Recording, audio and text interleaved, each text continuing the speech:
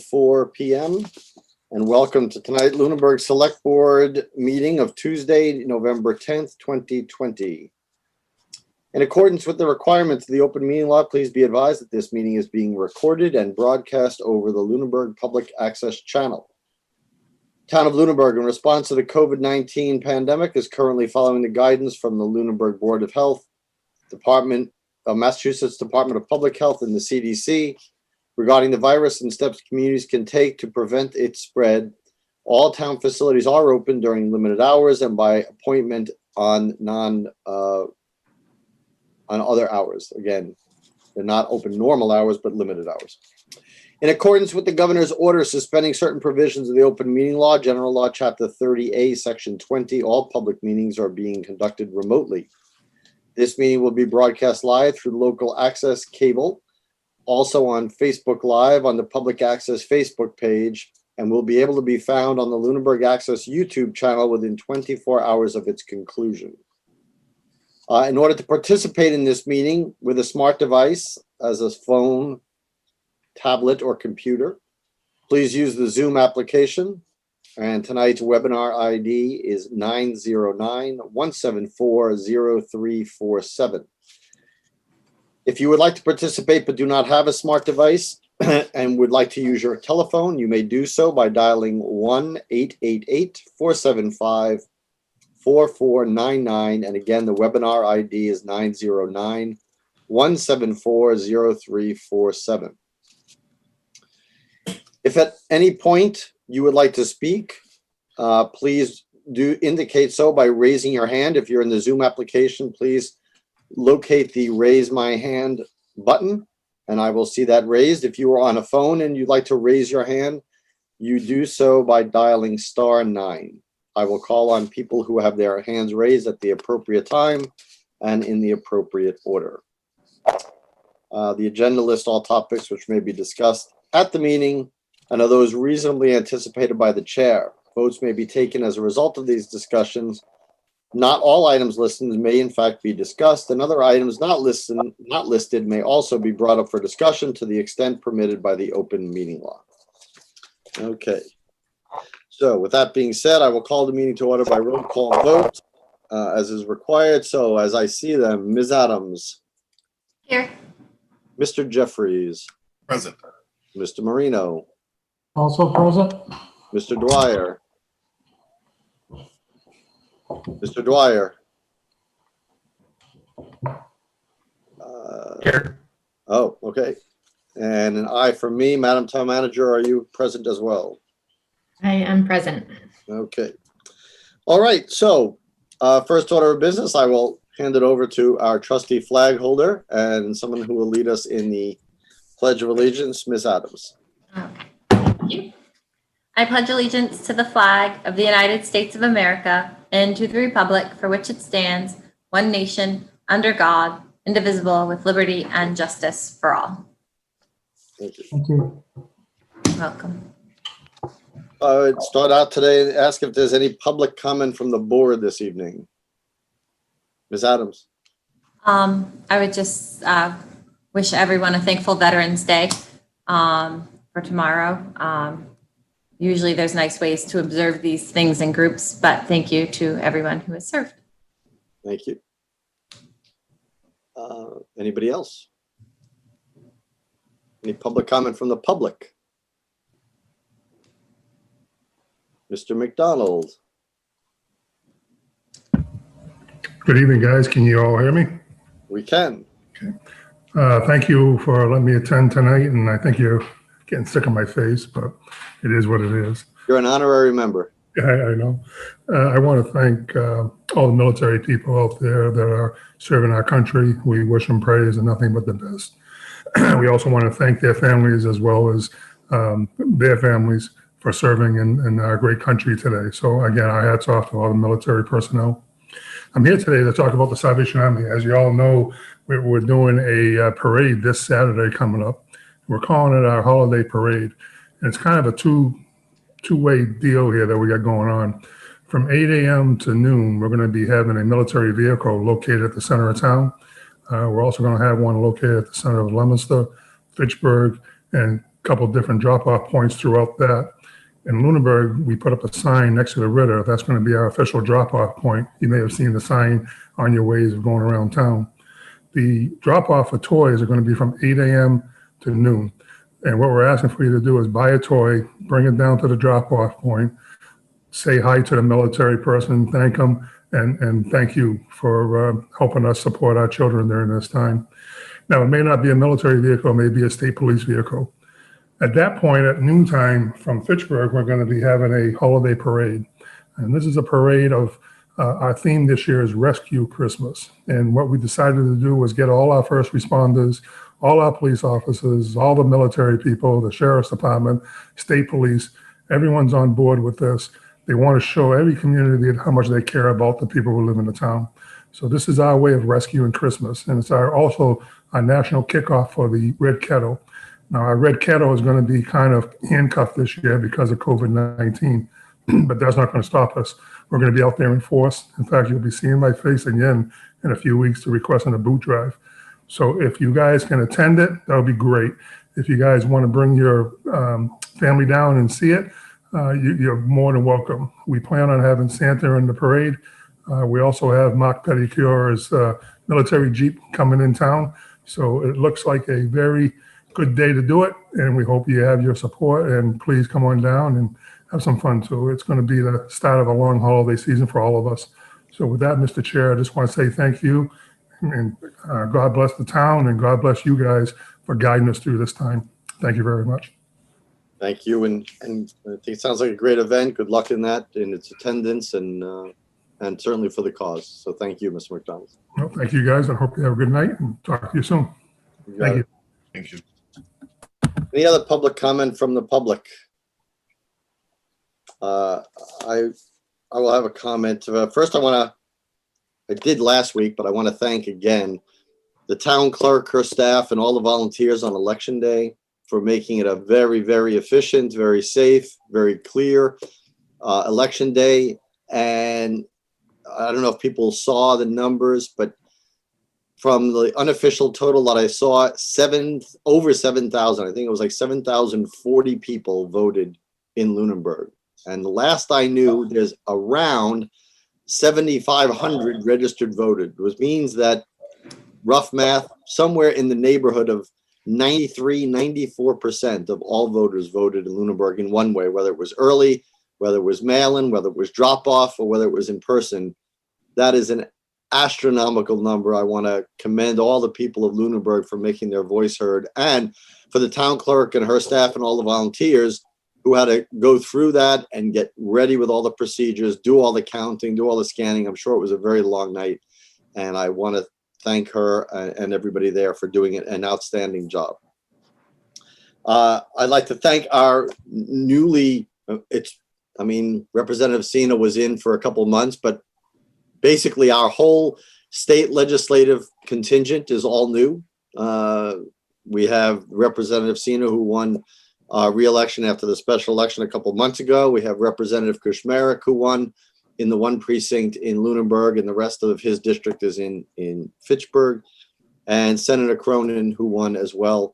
So I want to thank them, and I look forward to hopefully seeing them at a Board of Selectmen meeting, or Select Board meeting, sorry, so they can introduce themselves as the new region's legislative contingent. So I appreciate them. I want to thank everybody else who ran.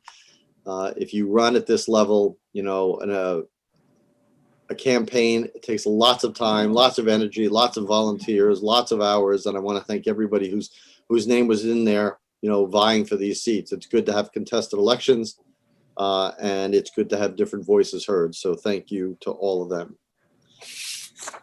As far as in reference to what Ms. Adams said about, we usually get together on Veterans Day, I want to read, since we usually read this at a Veterans Day ceremony, I will read the Governor's proclamation for Veterans Day, which is tomorrow. I will read that now. From the Commonwealth of Massachusetts, a proclamation. Whereas since the Commonwealth's colonial days, thousands of men and women have served our country in defense of freedom and liberty. And whereas on November 11th, 1918, the armistice was signed in the forest of Compiègne by the Allied nations and Germany, ending World War I, quote, the war to end all wars, unquote, after 4 years of conflict. And whereas since that day, every November, people around the nation have gathered to honor veterans, and whereas there are approximately 388,000 veterans living in Massachusetts, and whereas today we are reminded of the great sacrifices and contributions our veterans have made to our country, and whereas we honor and salute those who served our country throughout the generations with honor, patriotism, and courage, and whereas it is appropriate that all Massachusetts citizens remember the bravery of those who serve their country so that their dedication and sacrifices serve as a reminder of the cost of our freedom. And whereas in November 2020, the world will commemorate the 102nd anniversary of the armistice that ended the fighting in World War I at 11 a.m., November 11th, 1918, the 11th hour of the 11th day of the 11th month. Now, therefore, I, Charles D. Baker, Governor of the Commonwealth of Massachusetts, do hereby proclaim November 11th, 2020 to be Veterans Day, and urge all the citizens of the Commonwealth to take cognizance of this event and participate fittingly in its observance. Given at the Executive Chamber in Boston this 11th day of November in the year 2020, and of the independence of the United States of America, the 244th. By His Excellency Charles D. Baker, Governor of the Commonwealth, Karen E. Polito, Lieutenant Governor of the Commonwealth, and William Francis Galvin, Secretary of the Commonwealth. So thank you to all the veterans, all their families, for all their service in all different regards, in all different facets, in all different times of this nation. Thank you. Madam Town Manager, do you have any announcements? Oh.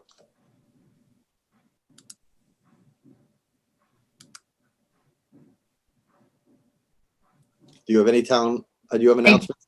I do not. I was going to read the proclamation if you didn't. So you got it covered. All right, thank you. Okay, it's 7:05. We have Mary Bentley of Greenleaf Botanicals, Inc. to discuss holding a community meeting and host community agreement for adult retail cannabis license. I see that Ms. Bentley has just joined, so I will unmute her. And Madam Town Manager, I would ask you to introduce this. Yes, so we recently received a request to for Ms. Bentley, and I believe her counsel is here, Mr. Poholek, if I'm pronouncing it correctly. Oh, hold on, let me unmute him.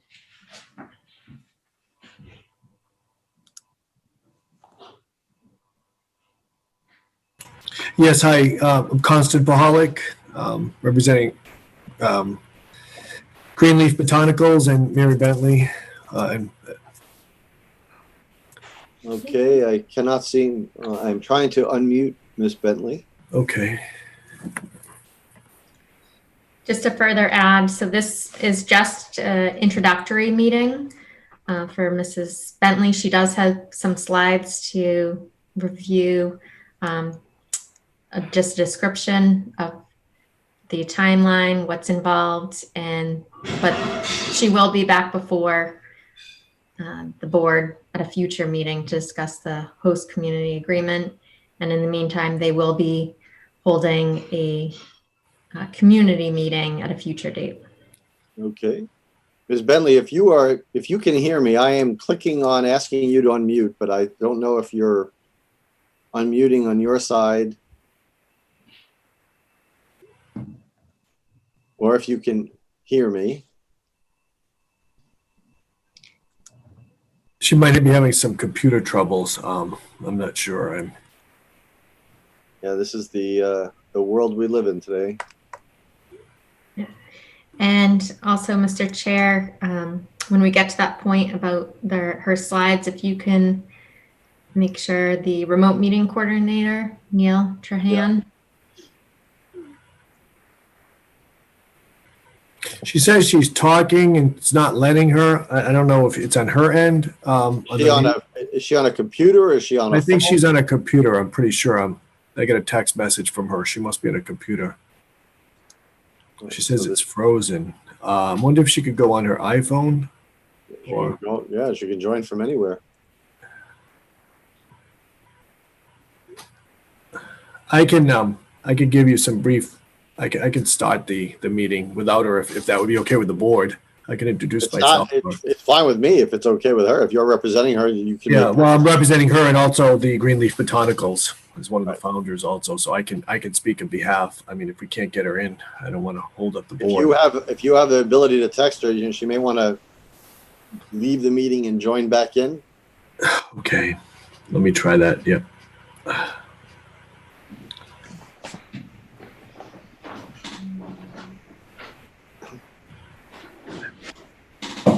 Okay, I told her to leave the meeting and join in again.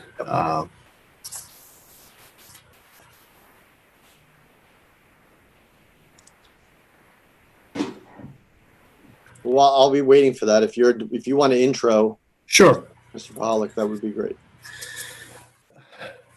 My name is Attorney Constant Pahalik Jr. I am an attorney. I've been practicing about 30 years. I practice in Massachusetts and Rhode Island in the area of litigation and land use planning, and also I'm a cannabis consultant for the Green River Cannabis Company and several other cannabis facilities in Massachusetts, and also an owner of a cannabis facility, Green River Cannabis in Greenfield, Massachusetts. Background is also in the area of, besides the legal hospitality industry, in the area of golf courses, in the industry of food and beverage management, and also with the golfing aspect of it. So I have in merchandising and marketing. So I have a background of basically in the area of regulating with controlled substance and alcohol, and now in the cannabis industry.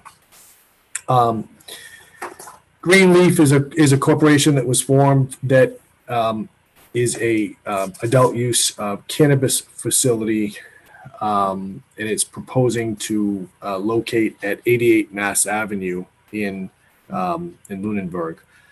I can give you a little bit of a background of the area and a little bit of background about.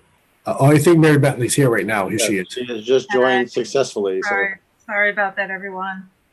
I'm really having some problems tonight. I have two laptops and they're both giving me problems. So well, I'm glad you could finally be successful in joining. thank you very much. I know it sounds like Constant started already. I just started a brief introduction of myself to the board. Okay.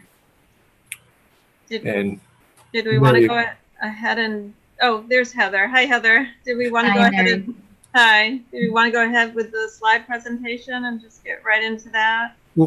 Mary, how about a little bit about your background? Okay, well, I had it on the slides, but Oh, okay. And I apologize, Chair.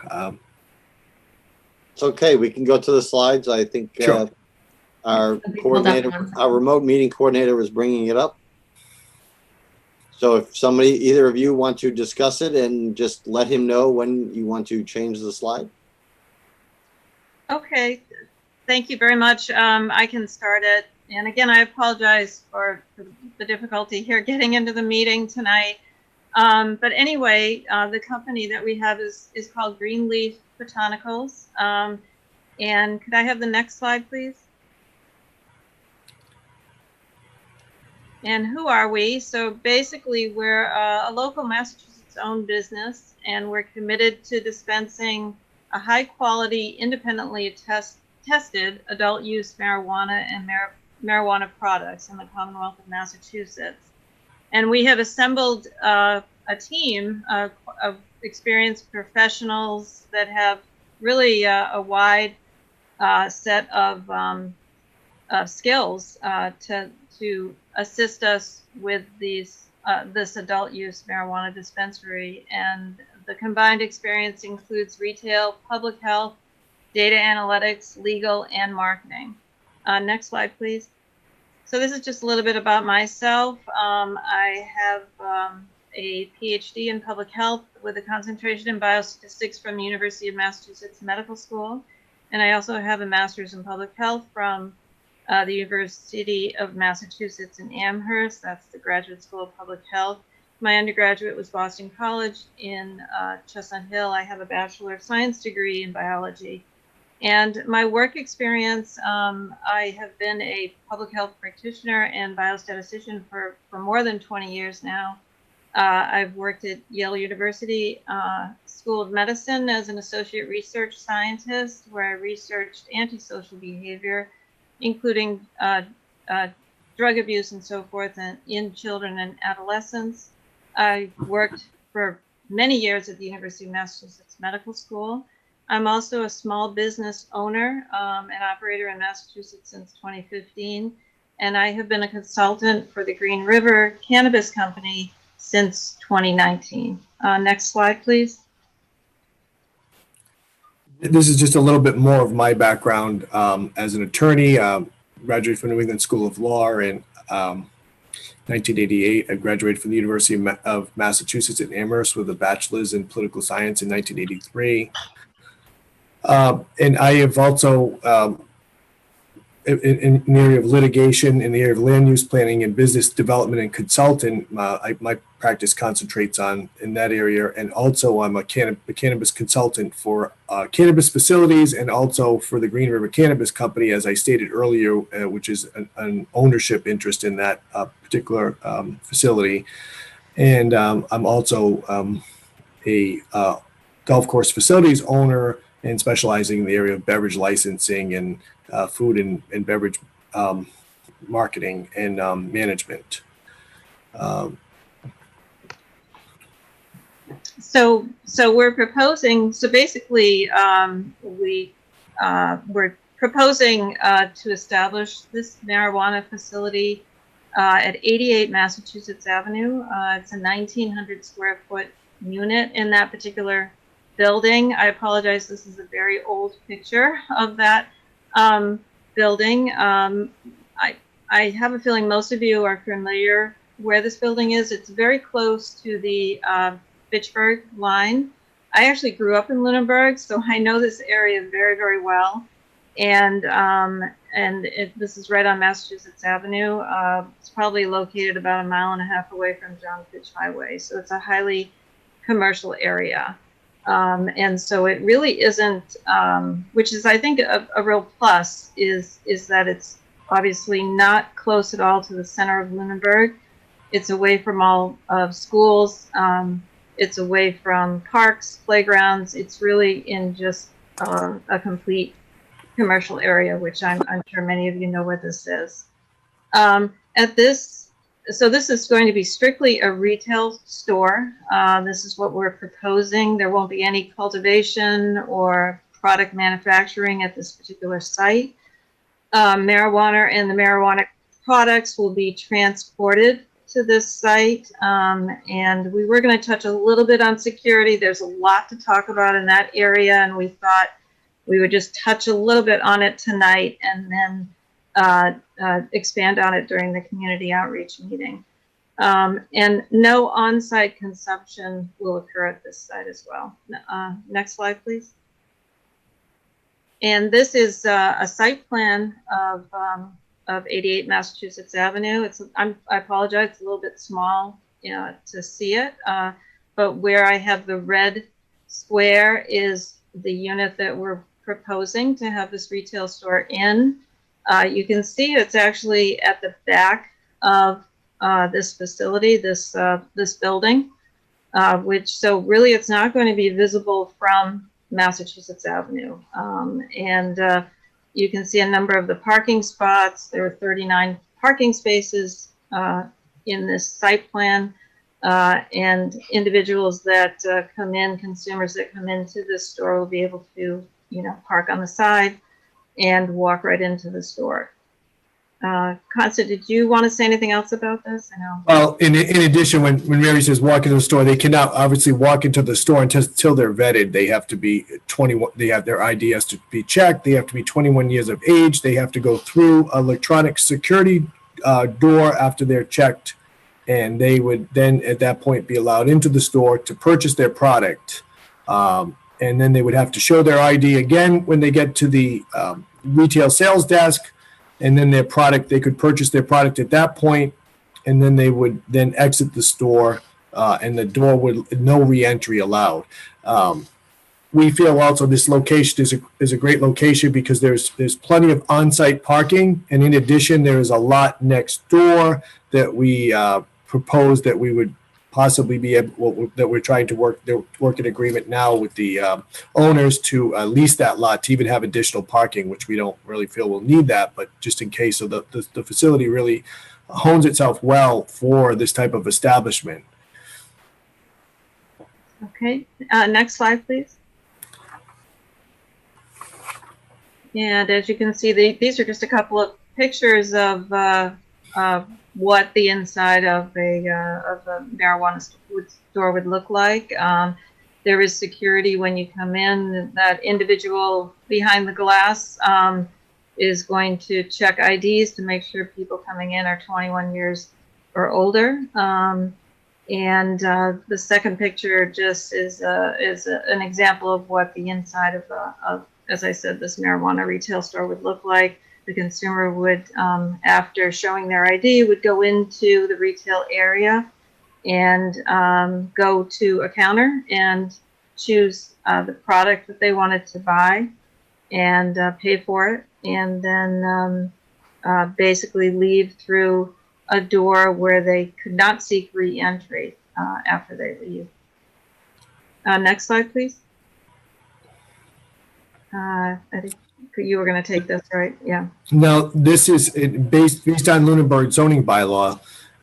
We are located, this 88 Mass Avenue is located in the commercial zoning district, in which the bylaw is stated that would be appropriate for a adult use, a marijuana retail establishment. This particular location is not within 300 feet of a pre-existing public or private school or any pre-K or daycare center, and no area where children congregate, nor is it located within 250 feet of a residential zone. So we feel that this location is an ideal location because it's tucked away in an area that is not going to overlap other residential areas and or any existing areas that there could be any issues with children or anything related to places where children would gather, etc. Okay, next slide, please.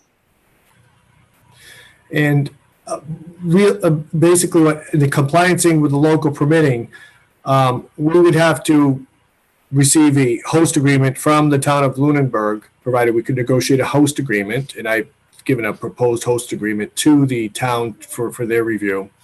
And then we'd have to apply for a special permit working with the planning board for site plan approval.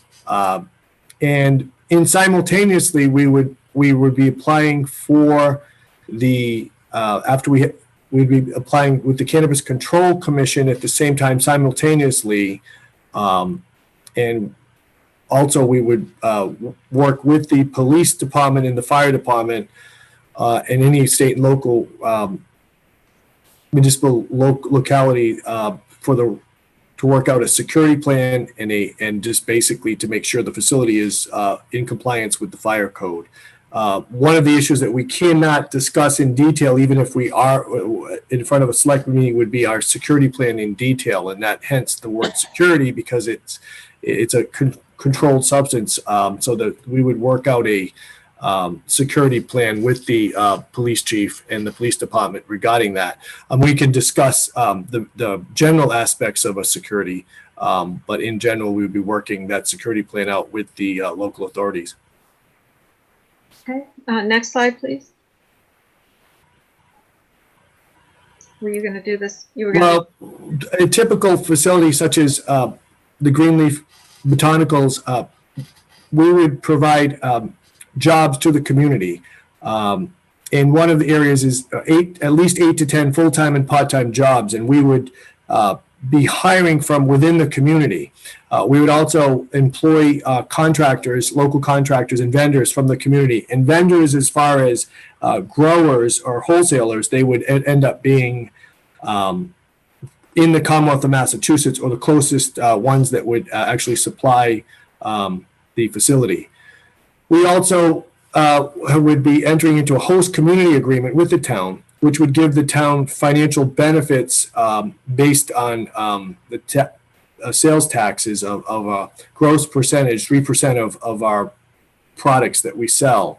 And this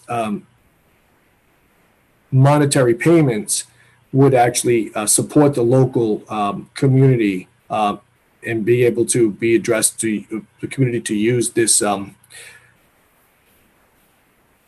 payments, to taxes, to whatever they would see fit. So this host community agreement just has very different clauses in it that I could discuss that in further detail. And the other issue is that as far as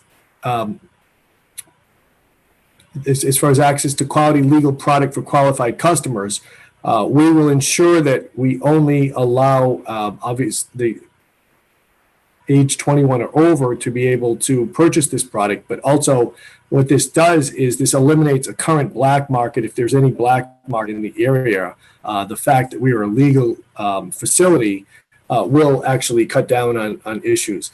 The local sales tax revenue, the town will actually receive additional tax revenue with the local sales tax with the 3% retail sale, gross retail to the consumers. And there'll be control. The Lunenburg Police Department and the other municipal departments will have an oversight on the security system in the process. We actually will be recording video recording. We have to hold those for 90 days. Lunenburg Police Department will have a copy of the recordings, and they will also have a ability to view the facility, a live view. So we have is more security in a facility such as this than any local bank would have as far as video is concerned. We also have all our products would be stored in a safe, in which it would only be accessed through electronic means. And any of the employees that work or anyone that's involved with the board of directors, et cetera, everyone has to be thoroughly background checked through a Corey check by the state and by the commission. As far as economic development, we feel that taking this particular facility and this building, it would actually improve the area and the economy because we would be improving the entire area, and specifically this building through the renovation project. Okay, next slide, please. So as we mentioned, we were just going to touch very briefly on several different concerns, potential concerns that might be raised. One of them is security. And just looking at this graphic at the top, you can see that the customer arrives outside of the dispensary. Security personnel checks the customer ID outside. The customer enters a secure area where the ID is then scanned. The customer enters the main retail area. Customer goes to a sales clerk to review a menu of the products, place an order, and pay. And all of the products will be locked behind the counter and not physically accessible at all to any customer. The customer is then guided to a door to exit, which is locked and does not allow re-entry. And we will be having security outside as well, monitoring that particular area as well. And keep in mind, all our security is employees of Greenleaf Botanicals, so we will be monitoring that. Okay, next slide, please. And a couple other potential concerns, diversion to minors. So again, we will be having agents who will ensure that only customers that are 21 years of age or older that have a valid, verified government-issued photo ID will be permitted to enter the store and purchase the adult use marijuana. We also have a plan to avoid creating a nuisance to the community. Greenleaf will obviously comply with all reasonable special permit conditions required by the town of Lunenburg and will work diligently and in good faith to address any reasonable nuisance concerns brought to its attention by the members of the community. Next slide, please. Okay. And Constant, I think you were. Yeah, I alluded to it a little earlier. We would, at this point, there's simultaneously, we work at two levels, one at the municipal level and one at the state level. And the first, in order to proceed forward, what we have to obtain is a host community agreement where we develop this agreement, the host agreement between the town and Greenleaf Botanicals, just basically laying out the rights and responsibilities and specifically the benefits to the town in the area of tax and we could go through the host community agreement, but in basically it's a contract that we sign between the town and the facility. And typically it basically lays out the procedures as to the benefits to the town, specifically in the area of the payments of retail sales, the gross sales. In the meantime, once we do obtain that agreement between the town and the facility, we have to conduct a community outreach meeting. And that community outreach meeting is a time where the citizens of the town of Lunenburg will get together and I believe at that time it will hopefully we'd have it sometime in December or early January, in which we could speak with the residents of the town and explain to the town, the selectmen, the town, the clerk, the planning department, the residents, basically it's an open meeting where we explain what we're going to do and what we intend to set out with the Greenleaf Botanicals, and basically sort of a expanded presentation as to what we are expanding on today. We also would listen to the concerns of people from the town and from the community regarding this facility. What we try to do in an outreach meeting is to get as many pros or cons related to a facility such as this, and then we try to address these concerns when we move forward with the planning board to try to satisfy the needs and the concerns of the community. At the same time, we'd be applying with the Cannabis Control Commission in basically obtaining, with the goal to obtain a provisional license for this facility. Simultaneously, eventually the special permit would actually be granted, hopefully once all the conditions were met from the planning board. And at that same time, a provisional license would be basically given by the Cannabis Control Commission.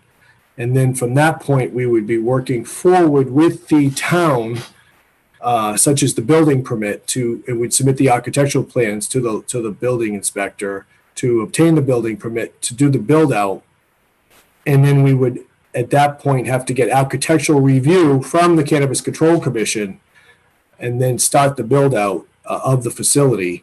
And in the meantime, once that would occur, we would get a final license after an inspection by the Cannabis Control Commission and a certificate of occupancy by the building official.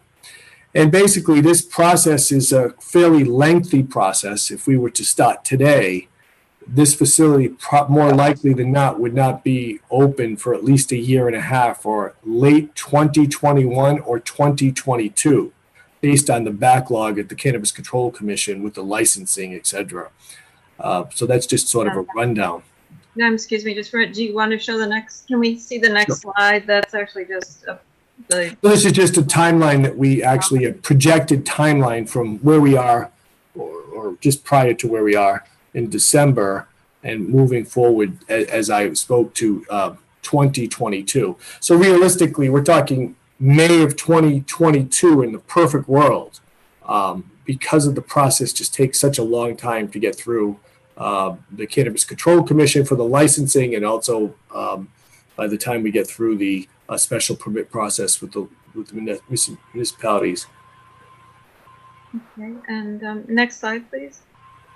And I just wanted to mention, we would like to actually have the outreach meeting on December 10th. That's a Thursday, at 7 p.m.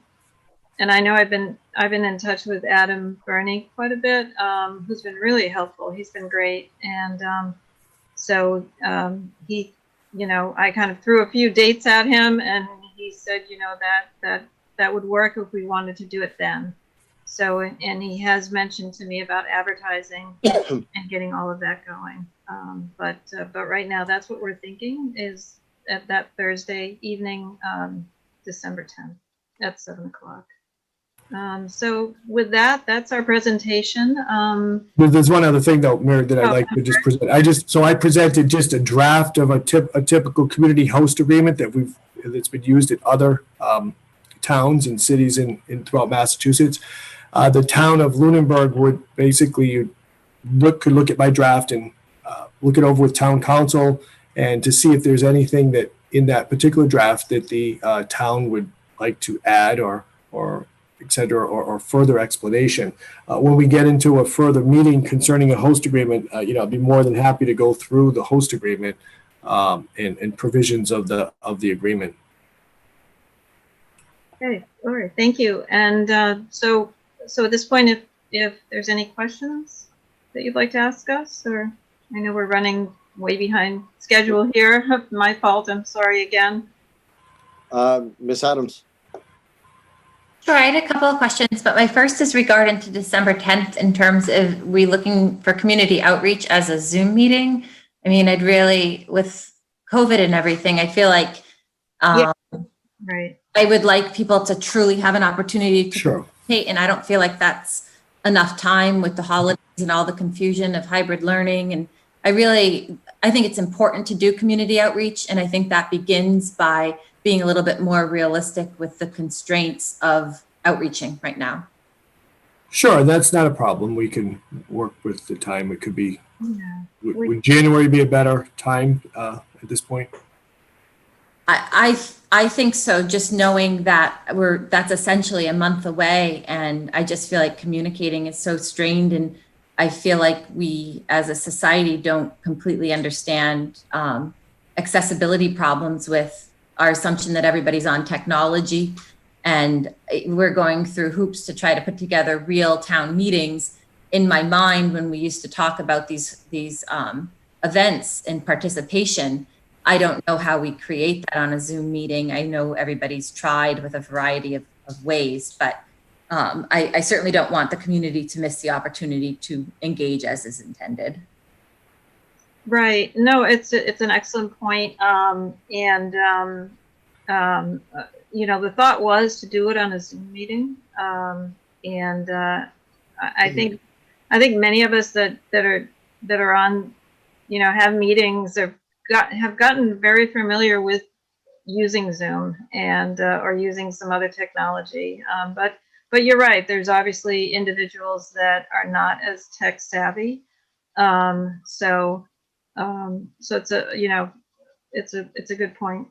Well, we may wind up doing it as a Zoom anyway, only because what our limitations might be. But I think that the less than one or just the 1 month lead time is not going to give enough people enough. We're not going to be able to notify enough people and get the word around. And we don't want anybody saying, hey, I didn't know about it because, I was busy doing other stuff. So if we can do it in January, that'll give us 2 months to publicize it, give you 2 months to publicize it. So we get the biggest crowd. If we can do it in person, fine. If we have to do it by Zoom, then, the world takes turns that we don't like sometimes. So. Okay. That's fine. Mr. Jeffries. Yes. So I really, so there's a couple of things as well. So first, good evening to both of you. Thank you for putting this plan together and for the presentation. I think it kind of preemptively answered several questions. So really, I want to provide just some comments, and I think I have a question at the end.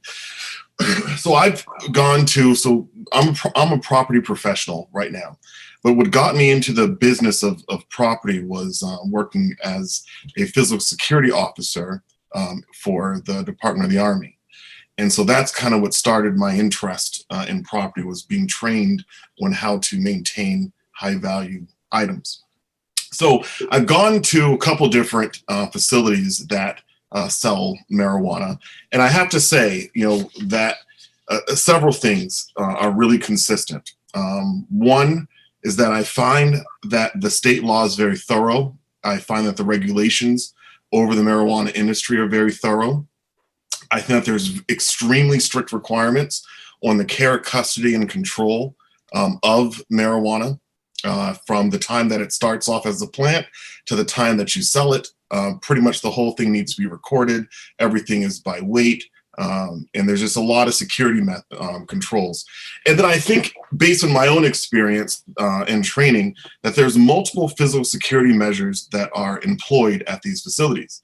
That there's limited access to the buildings, there's limited access to products,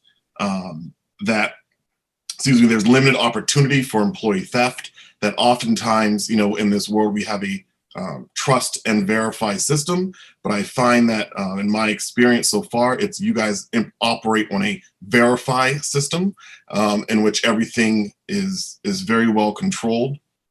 And then, and I don't, so from a community, from a safety perspective, I have zero concerns about the ability for a marijuana retail establishment to be able to set up shop in town, to work appropriately with the local police department. Based on what you guys have indicated, a big chunk of your security, let's call it what it is outsourced to the local community.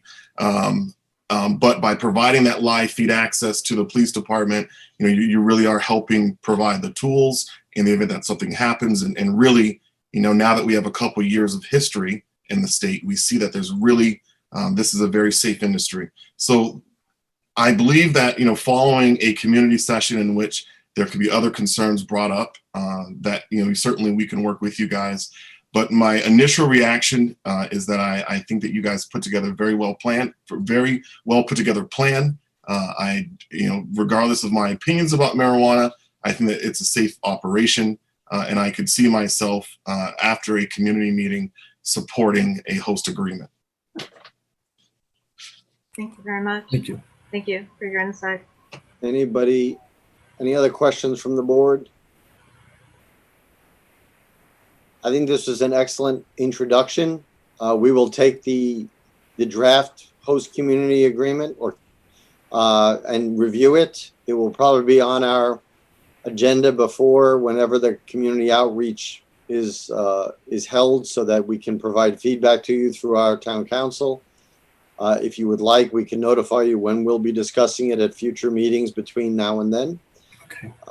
That would be But otherwise, we will communicate with whatever changes or modifications we'd like to see personally.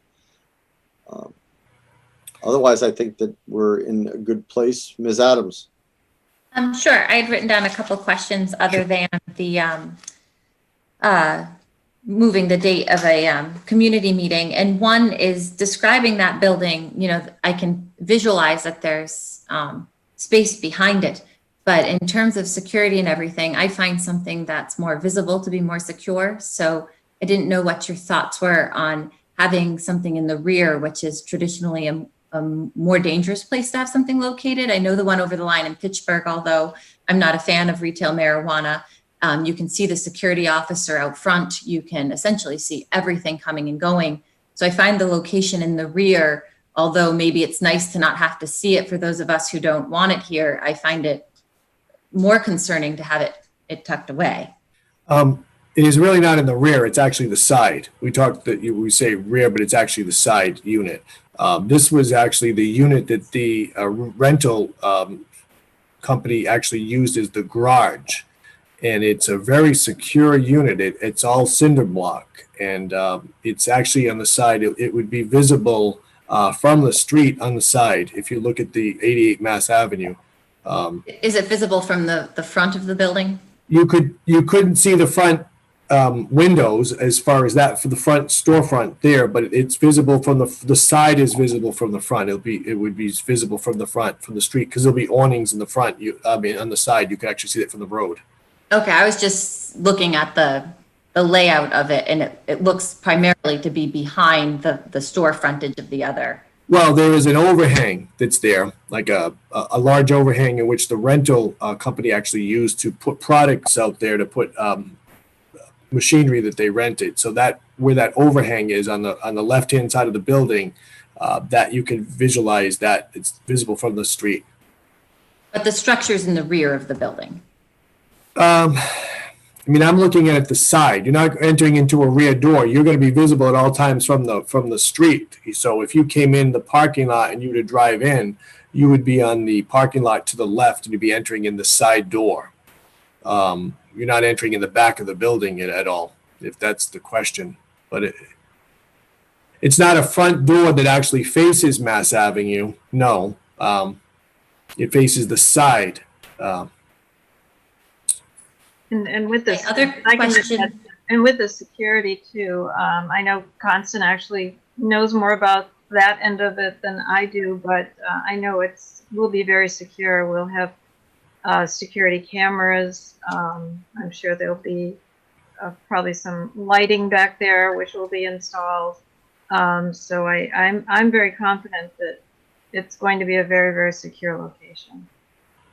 And I actually personally, I have children, and I do like the idea that it's just not right. It's not so obvious. It's it's not right there in your face on Mass Avenue. It's just on the side, as Constance said. I mean, all your signage is going to be on Mass Ave. You're going to know that this facility is there. I mean, there's not a question of. And are the other businesses in the retail facility aware? Do you think it'll drive out people that are already renting, or has that already been communicated with them? That has been communicated to the owners. They're very much in favor of the project. They feel that it would complement actually their facility. I believe there is right now a barber shop that's in there. There's also a pottery store. And in the future, I believe they were going to lease that out to I want to say Nail salon. a nail salon and possibly a takeout pizza I'm not sure though at this point. Okay, and then my last comment for now is just very generic and general. I find it very ironic to hear the constant term of adult use cannabis, because I would assume that's all that would be using it. No, that's all. And I want to understand that the other issue is that there is no consumption on premise. I mean, the customer has to be 21 years of age or older. They are checked through security. They purchase their product. The product is put in a sealed bag that the product is also sealed, cannot be opened. They get into their automobile and they leave. There will be no issue of going into the parking lot, opening a bag or opening up the container. That just doesn't happen in these facilities, and it wouldn't happen in this facility. It can't. It's just not allowed, and we would not allow that.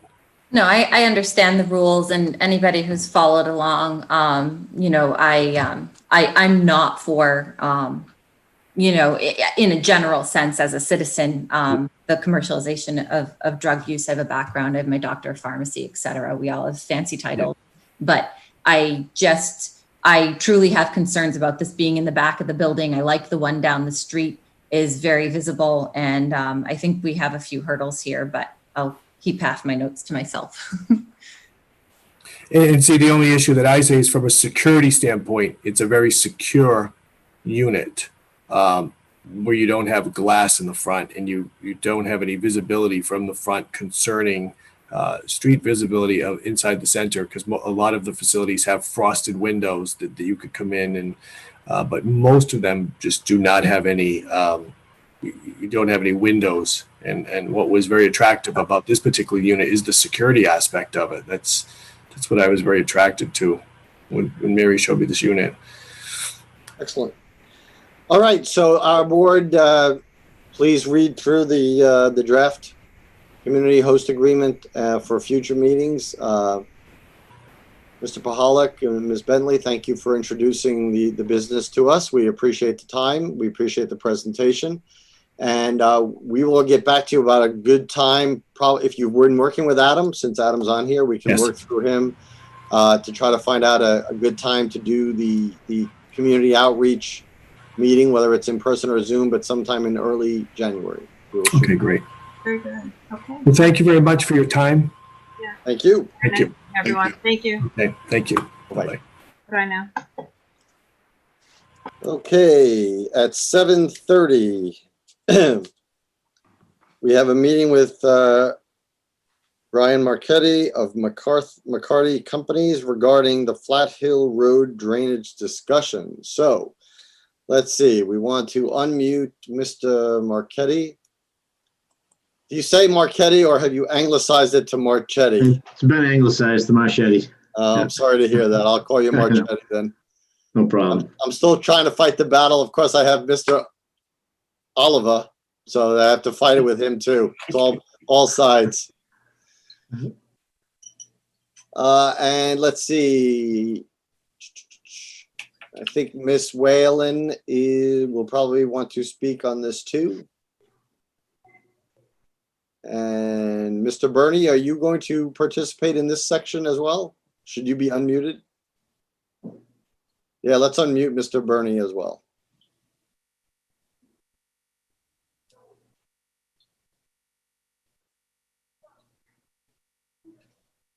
And the town manager.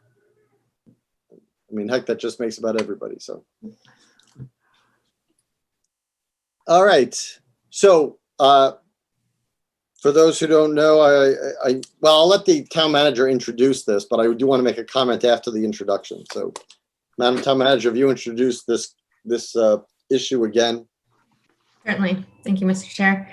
So this is a longstanding issue that has been discussed by the board previously. Recently, the previous DPW director engaged Mr. Marchetti of McCarty Engineering to look at a possible solution to address the stormwater issue. And he is here tonight to discuss his proposal, as well as the associated cost of that proposal. And we also have correspondence from Ms. Whalen as well on the topic, as she is a resident of Flat Hill Road. Okay, so the ground rules for this is that I want to make sure that people know that this is aimed at, working as best we can. We're not going to resolve this issue tonight. So that everybody should agree initially. What we want to do is propose to the public to let people know in that area that this is an issue that has been recurring, that we take it seriously at the board level. We want to hear what the possible solutions are. We want to hear what the impacts are, and we want to go forward. What I don't want is to go through 20 years of history only insofar as it pertains to designs and other things. I don't want to relive the history. We've done that several times in the past already.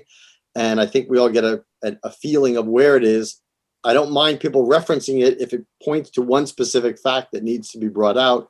But again, I don't want this to be a whole summary of 15 years or 20 years of history of the area. We also have like 1 hour to do this. I'm going to put a hard limit of no more than an hour. If we can do it in less, great. But I will cut it off in an hour, and I will make sure that everybody has a chance to participate. I don't know where we will start. Probably Mr. Marchetti. Would that be the best place to start with what the background is and what task you were charged with? Yes, From absolutely. the DPW director, and then the proposed solution, and then we'll take it from there. So, Mr. Marchetti. So again, thank you. My name is Brian Marchetti from McCarty Engineering. I'm a registered professional engineer in Massachusetts. So I'd say a month or two ago, Jack Roddickins approached me about this issue. We took a ride out to the site. We walked up and down Flat Hill Road. He explained to me the issues that have been occurring on Flat Hill, and we discussed potential ways we'd be able to address the stormwater. So my approach was at a very conceptual level. We didn't have actual survey. We don't know how wide the right of way is. He showed me, the subdivision that's up there, where, based on his experience, stormwater has been discharging onto the roadway or off of the roadway. So trying to figure out the source of the stormwater. Then following the stormwater path down Flat Hill Road toward Page Street, and then ultimately chasing it down where it discharges, runs overland down Page Street down toward Beaver Pond Brook. So we looked at this at a very high level. There's really only 2 or 3 ways to control stormwater. One is through infiltration, where you just get rid of it, infiltrates into the ground. Based on site history out here, we know there's high groundwater, and although we didn't do any test pits out there to verify the soils, it's our understanding that it's a low infiltrative soil. So there's not too much opportunity and capacity in the soil that's located up there to infiltrate the stormwater. So the other couple of ways you get rid of it is through structural stormwater BMPs, which you collect and capture the stormwater at the source on the roadway. You put it in catch basins, drain manholes, and pipe it to a discharge point. And then the third way is through non-structural BMPs, which are like green practices like vegetated swales, ponds, basins, stuff that's open infrastructure that is basically just green, low impact development type best management practices. But using those practices, you usually need some real estate available in order to locate them. We're very limited here with Flat Hill Road. We didn't have a survey done, so I don't know exactly how wide the shoulders are up there that the town owns. So what we did was took the conceptual path forward here to say, okay, really what makes sense is the areas up on the top of Flat Hill where it's flattest. It appears we have the widest shoulders where we'd be able to establish drainage swales with the least amount of work. It's typically cheaper to build swales than it is to put in structural BMPs in the roadway, because if you put in pipe, catch basins, drain manholes, you're going to have to repave the roadway. So in addition to the BMP costs, you have all the pavement costs and curbing costs associated with it. So looking at it from a cost perspective, as well as a perspective of what typically works in applications like this, based on our experience, we thought it was the best approach to use vegetated swales and green infrastructure up higher on Flat Hill Road and down in the vicinity of 377 Flat Hill Road, where we know there's been stormwater issues at Miss Whalen's property. Collect the stormwater there and put it underground. So we're not trying to discharge and convey stormwater above ground past that property, where we know there's been a history of stormwater issues.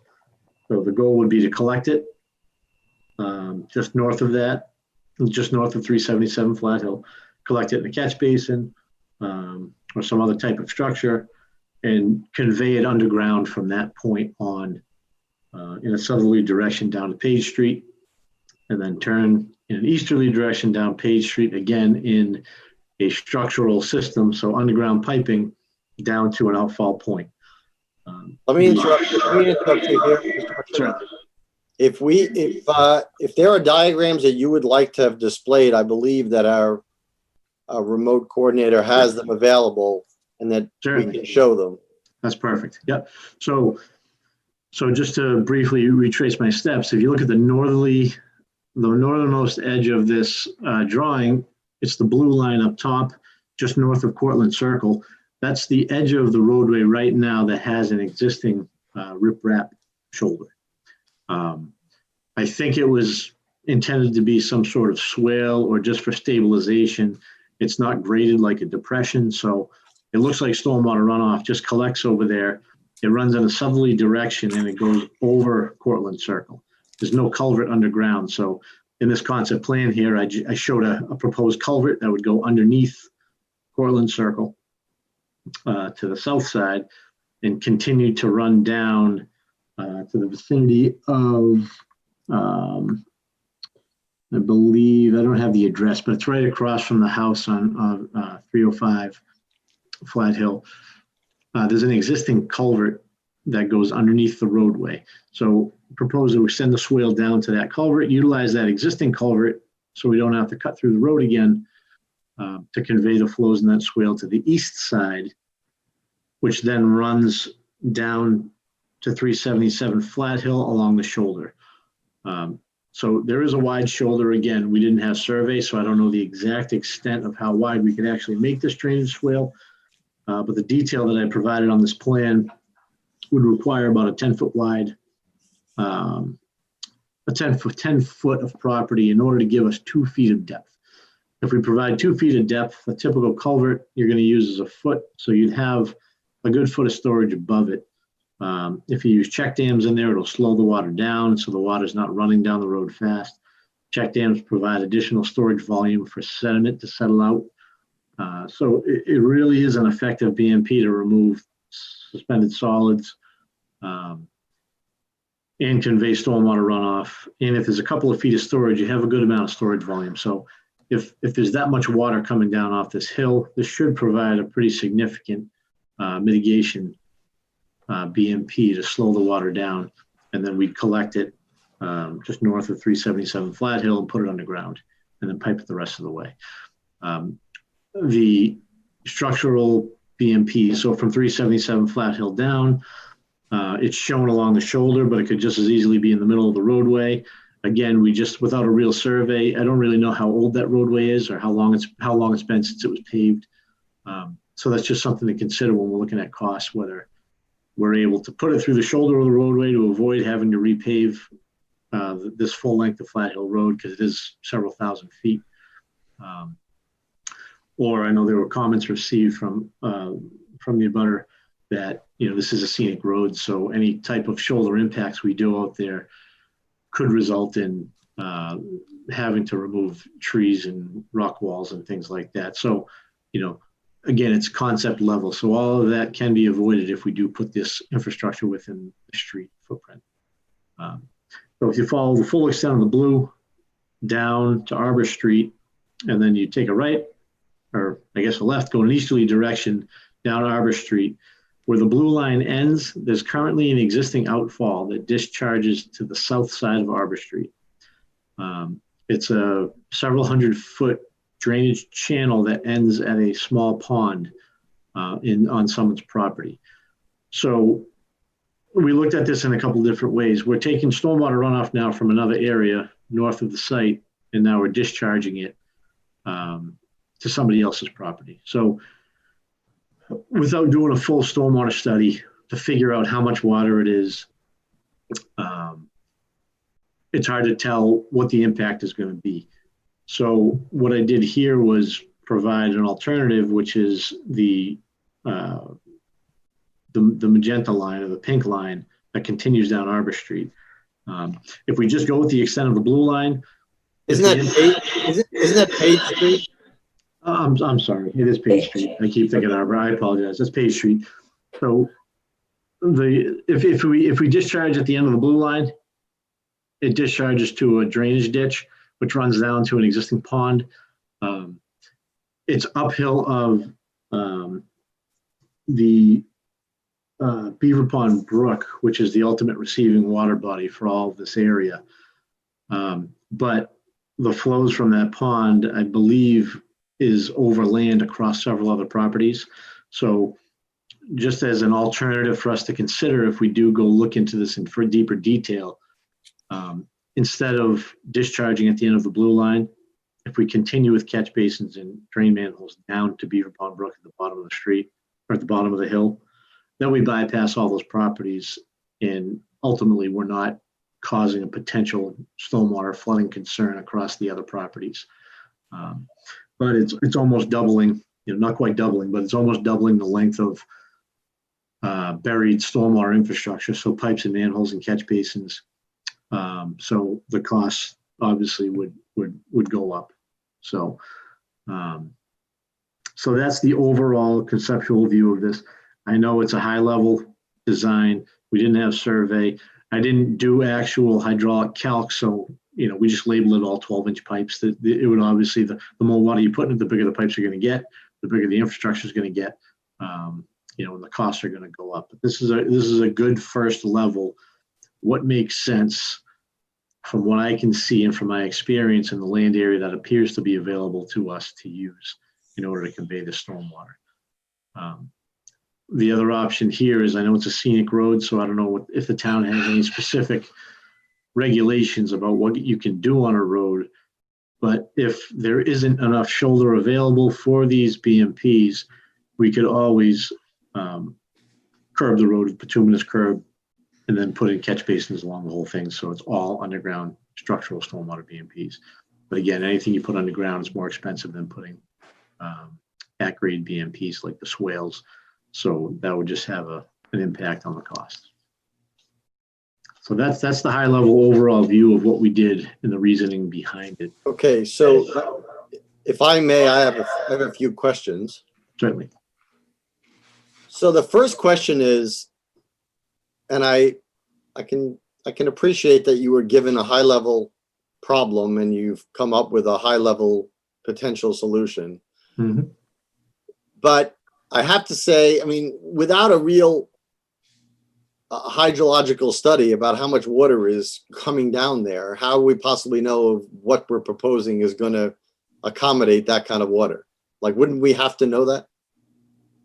We would, but when you look at the area, I did go out there during a rainstorm. Obviously, it hasn't been a very rainy season, but I just wanted to see what was happening out there.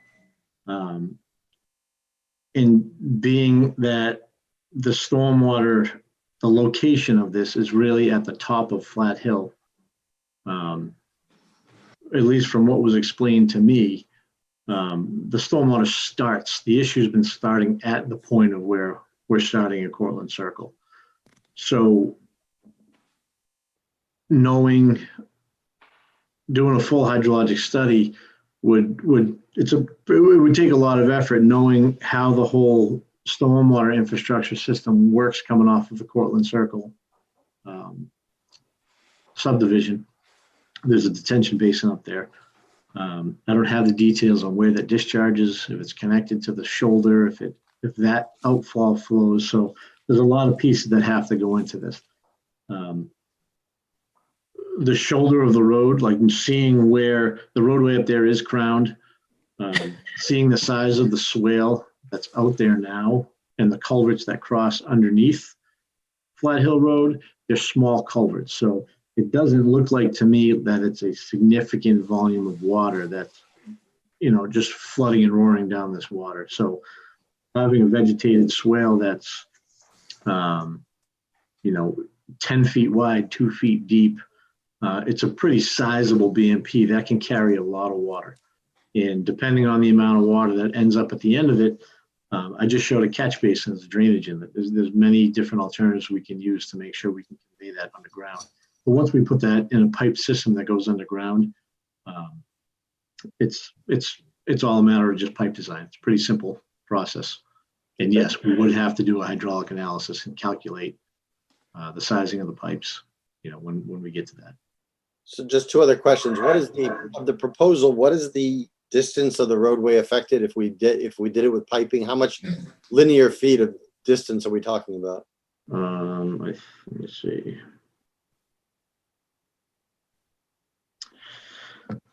Of course, I don't have that. My estimate's broken down into bullet items. I don't have the actual itemized portion here, but I think the total that's shown on the plan is about 1,600. It says 1,660 linear feet of 12-inch drainage pipe. And then if we added the alternate, which is the pink run down there, it's an additional 1,600 feet. So it's like a third to 2/3 of a mile. Yes. Okay. Yeah. Lastly, what properties on Flat Hill are the affected properties that we hear about all the time, where the majority of the flooding is? So what I've heard, it was 305 and 377 Flat Hill, which is the Allison Farm and the Wayland property. Okay.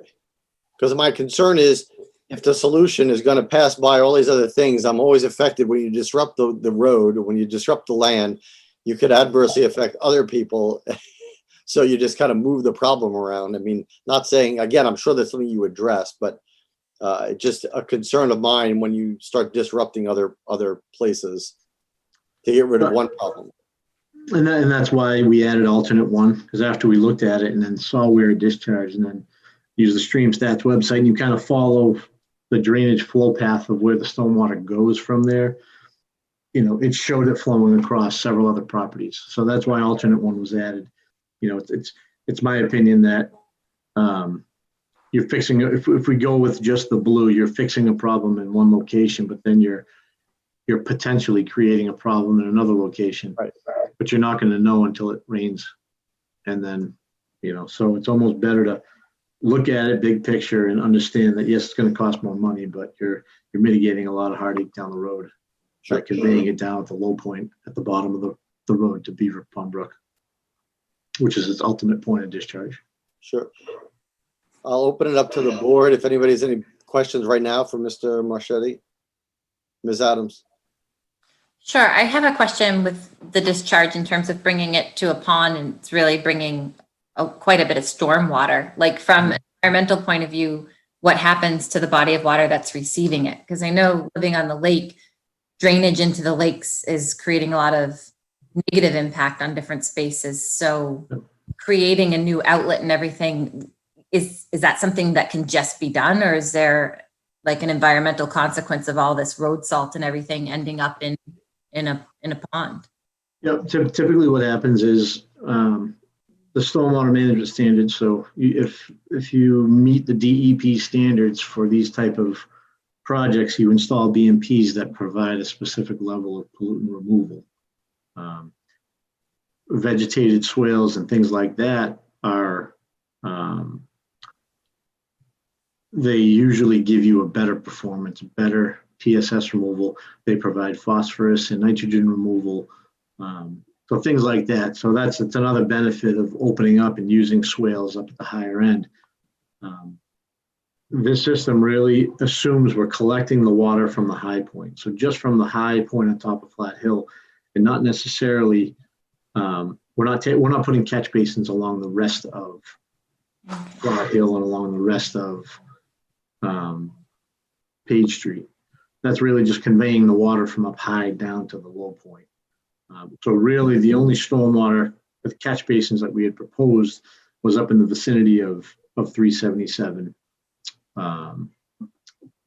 377 Flat Hill, where there's a low point in the driveway where the water's been ponding and collecting, and the collection point within the swale. So we're really here proposing to convey the stormwater for up on the hill. We're not collecting it for the rest of the way, all the way down. So all the sanding, salting operations, the stormwater that's currently on Page Street and on the majority of Flat Hill is still doing what it does today. It's flowing to the shoulder, it's flowing overland, it's being filtered through people's yards and the shoulder of the road, and eventually it gets down to Beaver Pond Brook. But the stormwater runoff, like I said, if we use swales, there's a BMPs that requires, DEP allows a specific TSS removal and pollutant removal for those areas. So that's why we propose BMPs that are going to give the highest level of stormwater quality that we could get with what's land is available to us. You know, if the town owned a big piece of property and we could put a pond up there and do other stuff like that, or bioretention and rain gardens, things like that, that would provide a higher level of pollutant removal, we do it, but it's simply not available to us here. Okay, had a follow-up question. That pond is on private property. That's just how these things work. Like there's no, do the people receiving the water, if a plan like this happened, have any say, or what would we expect from them? Because I feel like the chair sort of mentioned solving one problem. My concern is spending a lot of money to create a new one. Yeah. So I'd have to look at, I didn't print out the plan that shows what property that's on. I wasn't sure if that was all. Eventually, I'm sure it's, or at least part of it's conservation land in Lunenburg, but yeah, that would certainly, they'd certainly have a say. We'd certainly have to discuss that.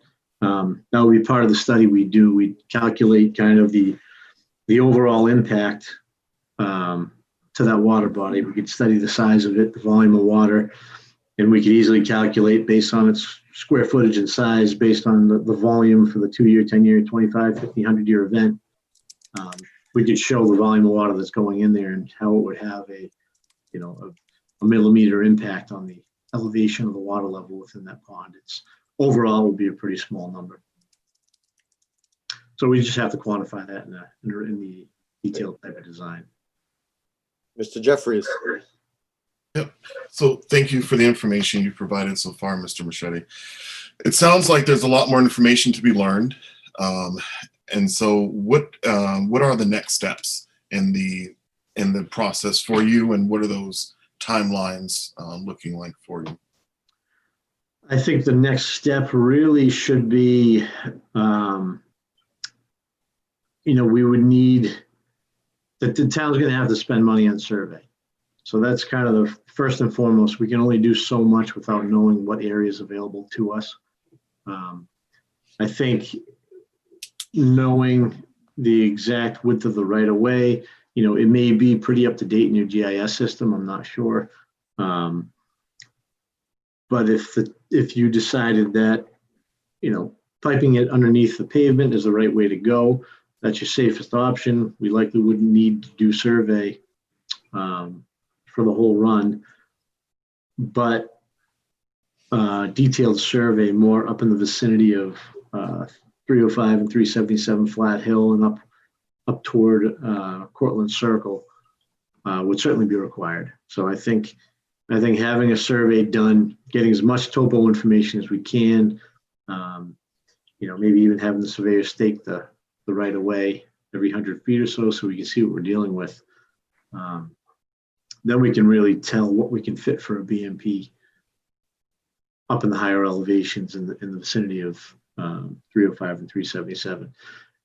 I think that would be the first step, because if it shows us that you only have, a 5-foot shoulder available on both sides of the road, then there's really nothing we can do for an at-grade BMP. And it would seem like the only thing to do at that point would be to do something small, put in a series of inlets, berm it, put catch basins in the road, or just leave it as it is and deal with the issues where you're seeing some settlement or some settling of the roadway. I guess up in the shoulder near Cortlandt Circle, the pavement's kind of rolling and they can see stress cracks in it, which means it's getting undermined. So in these few locations, maybe beef up the shoulders, put in some sort of inlet on the shoulder of the road so it collects the stormwater instead of conveying it and letting it run down the shoulder for a significant distance. We'll stop it, collect it, and put it underground and put it in a pipe system the full length of the way. My follow-up to you on that, Mr. Marchetti, is and through the chair, it may also be the Madam Town Manager, is just what that kind of cost is and if we have those funds available. Just roughly, I'm sure you can't tell me exactly what a survey would cost, but just so that we can get an idea. Yeah, I would think a survey of, if we're doing basically the right of way, I think probably a $10,000 number is a good ballpark for the survey area we have. It's a long row. It's a long, I guess, run of road, but it's only a 50-foot wide path they're really surveying. So if we're looking at maybe the full extent plus the alternate, I would say for both of them, 10,000 would probably be a little bit low. But if we're going to identify individual areas, so if we're going to look at a full picture of the right of way from one end to the other, I'd say probably a $20,000 number would be enough to cover it. By the way, for people at home, when you keep saying B and P, can you explain what that? Sorry, yeah. A BMP is a best management practice. So Okay. it's a stormwater best management practice. It's The structural BMPs are catch basins and things like that. The non-structural are vegetated, things Okay. like swales and ponds. Thanks. I'm sorry, Michael. No, and just to through the chair to Madam Town Manager, are there resources available to move this to that next step so that way we can make some progress on this resolution within available funding? I would want to review the budget with the DPW director, and I can't provide an answer tonight as far as what's planned for other projects for the remainder of the year out of our pavement management. And Well, he's had 2 days on the job. He should probably know it by now, right? There. Well, I appreciate that. I appreciate that information. It sounds like a lot of what's next is weedy, which is beyond our purview, and more so in DPW and Town Manager lane. But that's just based on what you've provided today. Because I think, coming into this conversation, I have a lot of questions, but I think I have to probably reserve them for the future and they may very well be answered with more information. So thank you. I do want to give Ms. Whalen, who's been very patient and who's brought this to our attention, I do want to give her the floor if she would like to, speak to what the high level outline of the project that Mr. Marchetti has provided to us tonight, and any other feedback. Thank you, Mr. Chairman. I'm not a big fan of these swales, to be honest with you, coming down Flat Hill Road. Are there any other swales in Lunenburg that we have? Does anyone know that have swales with like riprap, check dams on them? No one knows. That's certainly out of my league. I don't know. I didn't know because I really think that they would take away from the character of the road a lot. I can envision them. They're going to have to the swale, the grass in the swale is going to have to be mowed on a regular basis, and the catch basins are going to get filled with light leaves and sticks. I'm not sure if a maintenance plan is going to be enough to keep up with all this stuff. What has your experience been, Mr. Marchetti, about maintaining these swales over time and how they look in a neighborhood? Yeah, I mean, if they're maintained, you certainly have to maintain them. Any stormwater BMP needs an operation and maintenance plan established, and it has to be followed. And I guess that's the ongoing battle that every municipality probably has is, all these catch basins, all the swales, all these things are built and designed, but if they're not maintained, they don't function like they're supposed to. So you're absolutely right. It needs to be maintained. Mass DOT has a huge program implemented where they do these things on every single roadway. You may not notice them, but as you're driving down the highway, you pass them every day. And so they work, they function, they certainly function, and they work as they're supposed to, but they do need to be maintained. Yeah, I mean, I can, now,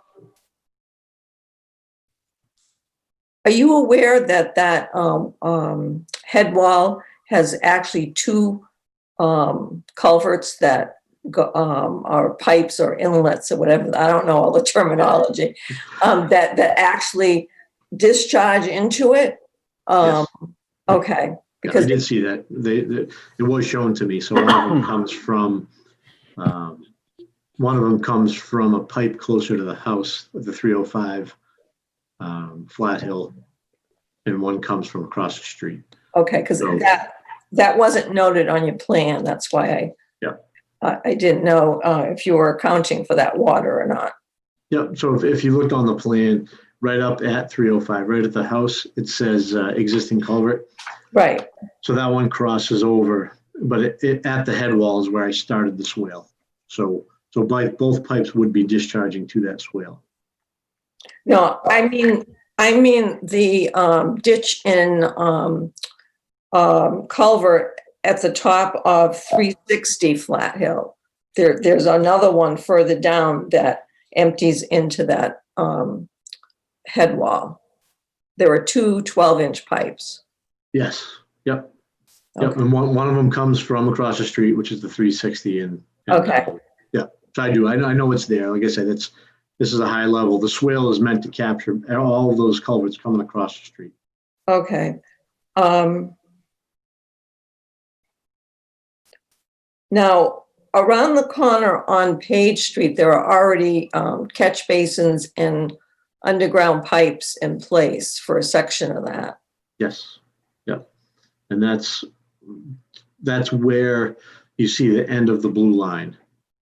So the end of the blue line on my plan is where that existing catch basin is. We drove up and down the road and only identified one catch basin. Well, there are two catch basins just on my property on Page Street.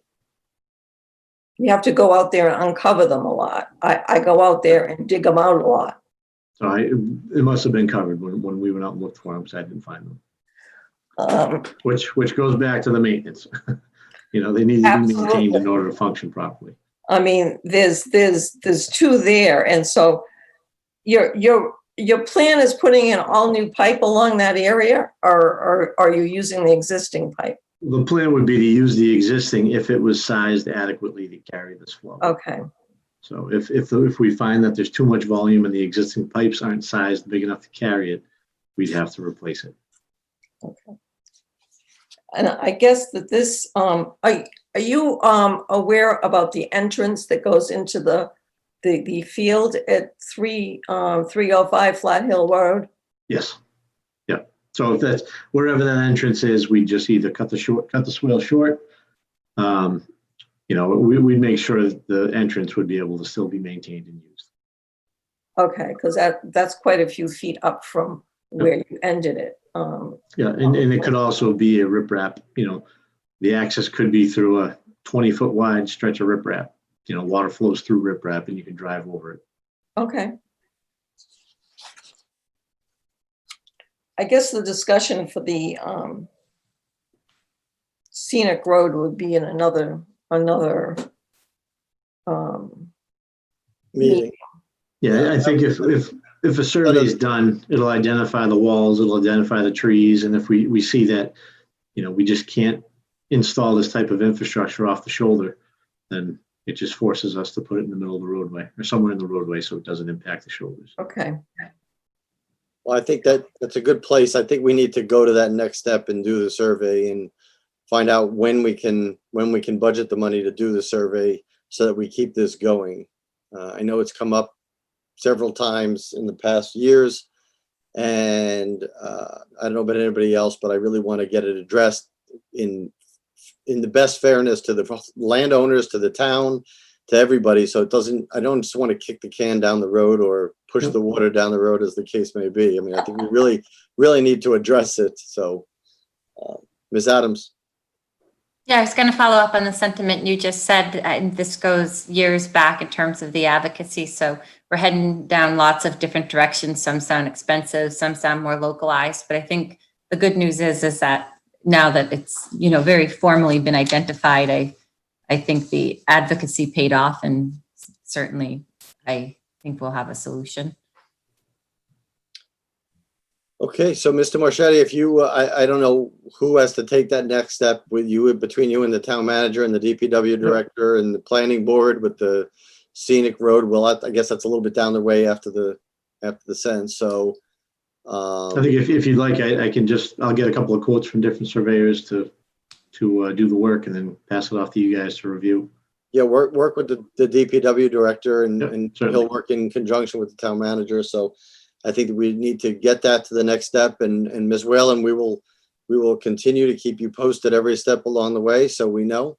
I mean, not everything, like, we're not going to tell you what the quotes are, because that really doesn't have to do with you, but we'll let you know every step that there'll be, you know, public input and landowner input. Okay, I appreciate that very much. All right. Anybody else have any questions for anybody about this? I appreciate everybody's time. I appreciate everybody's brevity. and we will keep this topic moving. So thank you all for your input here. Thank you. Thank you. Okay, 8:30, getting closer on time. We have our meeting with Sean O'Neill of Bright Farms regarding the TIF agreement at 361 Mass Ave. Madam Town Manager. So we had a meeting last week where certain revisions were asked to be added to the agreement. So I have made those proposed changes, which you have a draft of. And Mr. O'Neill is here again tonight to discuss the draft, as well as he has some slides he'd like to share with the board as well to address some questions that came up. And our remote meeting coordinator can share those when appropriate. Is the presentation, Mr. O'Neill, is the presentation you need to show us the slides directly relating to the TIF, or is it something else? They're either the TIF or they're issues that have come up from the last meeting. There's one related to where we are in our decision-making process. I know they're all things that Heather has either surfaced from the select board or they're directly related to the last meeting. There's only 4. Okay, well, let's start with those. It's not a dog and pony show. I think it's directly relevant to what you guys want to hear. No, I just wanted to know if one had to be before the other, so let's just do that. Oh, no. Okay. So so just real quickly, I want to talk about 4 things. It's on the next slide. Site selection, jobs and wages, which are some questions that came up last time. Something that surfaced through Heather recently was what kind of corporate citizens, Bright Farms, you want to know a little bit more about us and our engagement with communities. And then the issue of, phase 2 in the TIF has been challenging for reasons I don't fully understand, but I think I can explain why it's important to us. So I'll just roll really quickly. So first one, we have to work on multiple sites at once. And I'd get fired if I didn't. And the reason is just simply that there's so many things, and this is my checklist. It's not even exhaustive of things that have to get done, and permits that have to be achieved, et cetera, for us to stay on schedule for our developments. And if I didn't have other things in the works, then I would be in big trouble. So I will say that there is no question, if I can get all these things done, and I'm closing in, I've only got a few things left on my checklist, we'll close with Lunenburg. Like, this is not, we haven't bought the site yet, and I'm not allowed to until these things are done, because if we buy the site and some development issue comes up, then we're sitting there with an expensive site we can't do our project on.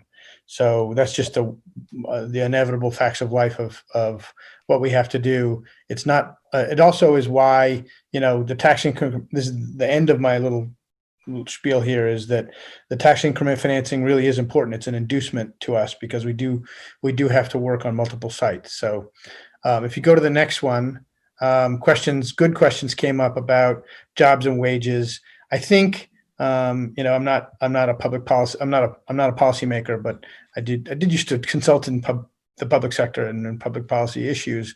I think our wages may not look super impressive, but we don't pretend to be like a chip maker or a software company. We're a farm, and I think that most economies, it's good if they're diversified. And relative to the ag sector, we're pretty darn good. So you may not be aware of this, but Massachusetts actually allows an $8 minimum wage for agriculture. I don't know why they do that. I don't know if it has to do with H-2A visas for farm workers, but they allow a lower minimum wage. Average wages in the farm sector are $12 to $15 an hour, and benefits are extremely rare.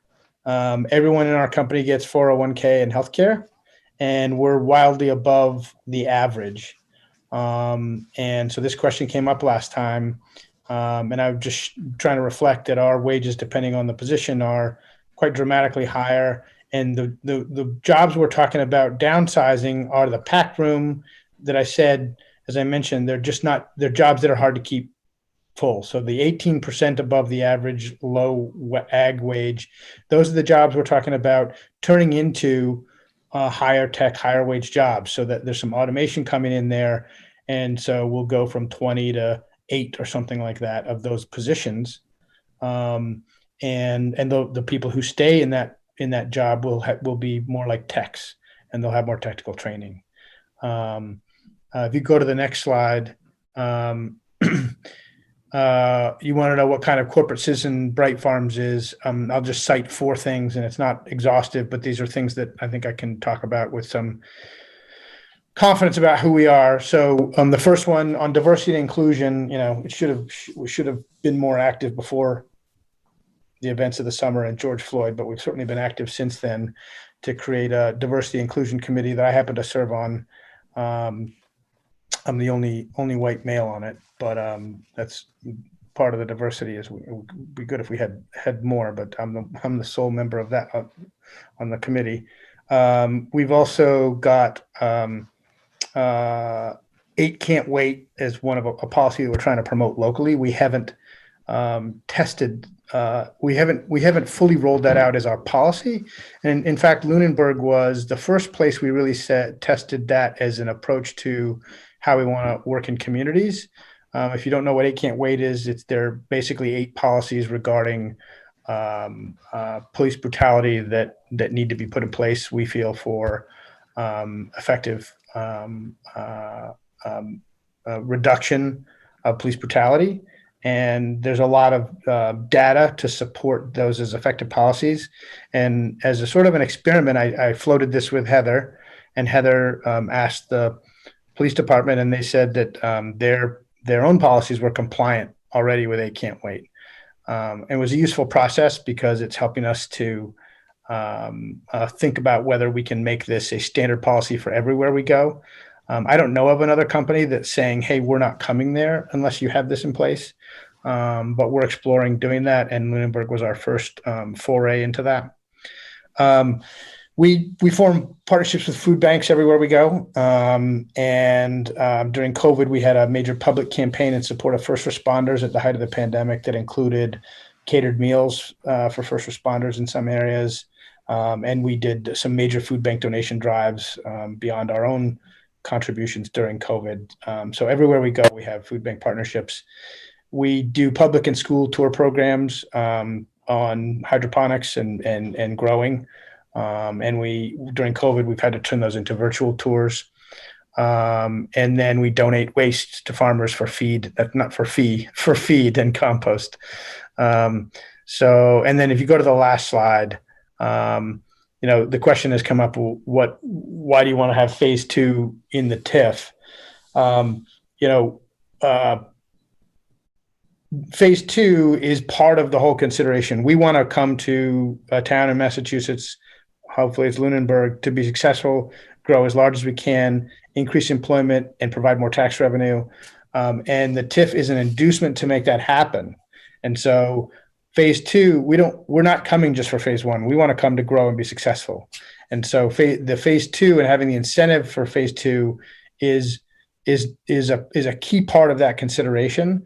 And so that's why I've asked for language that says, look, the TIF is an inducement, and the inducement should apply to phase 1 and phase 2. It's part of why we want to be in Lunenburg. It's part of the choice we're making. So hopefully that's clearer. And I hope I've been responsive to some of the questions that have surfaced on some of these other issues, and I'll leave it there. Excellent. So that was very apropos to the TIF agreement. So thank you for sharing that.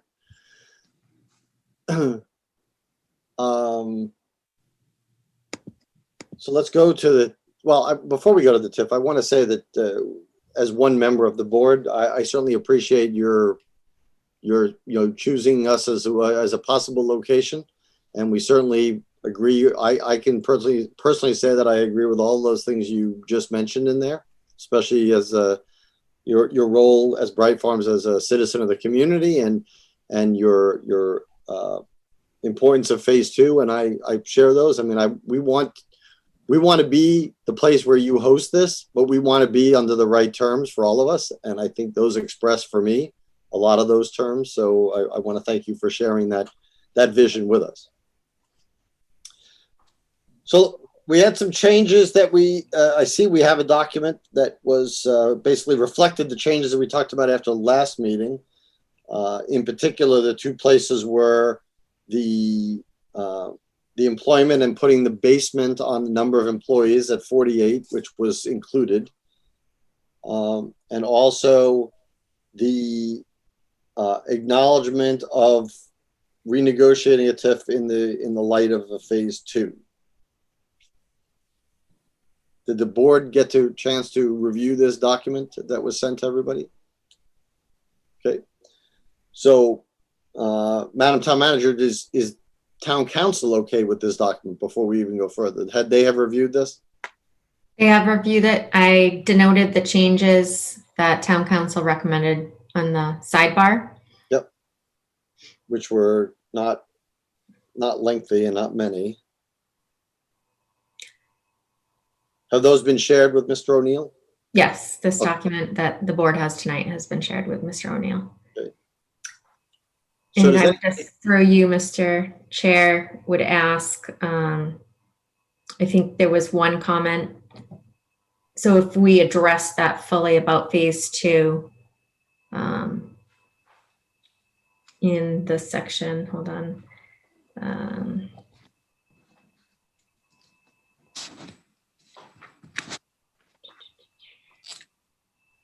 So under A4,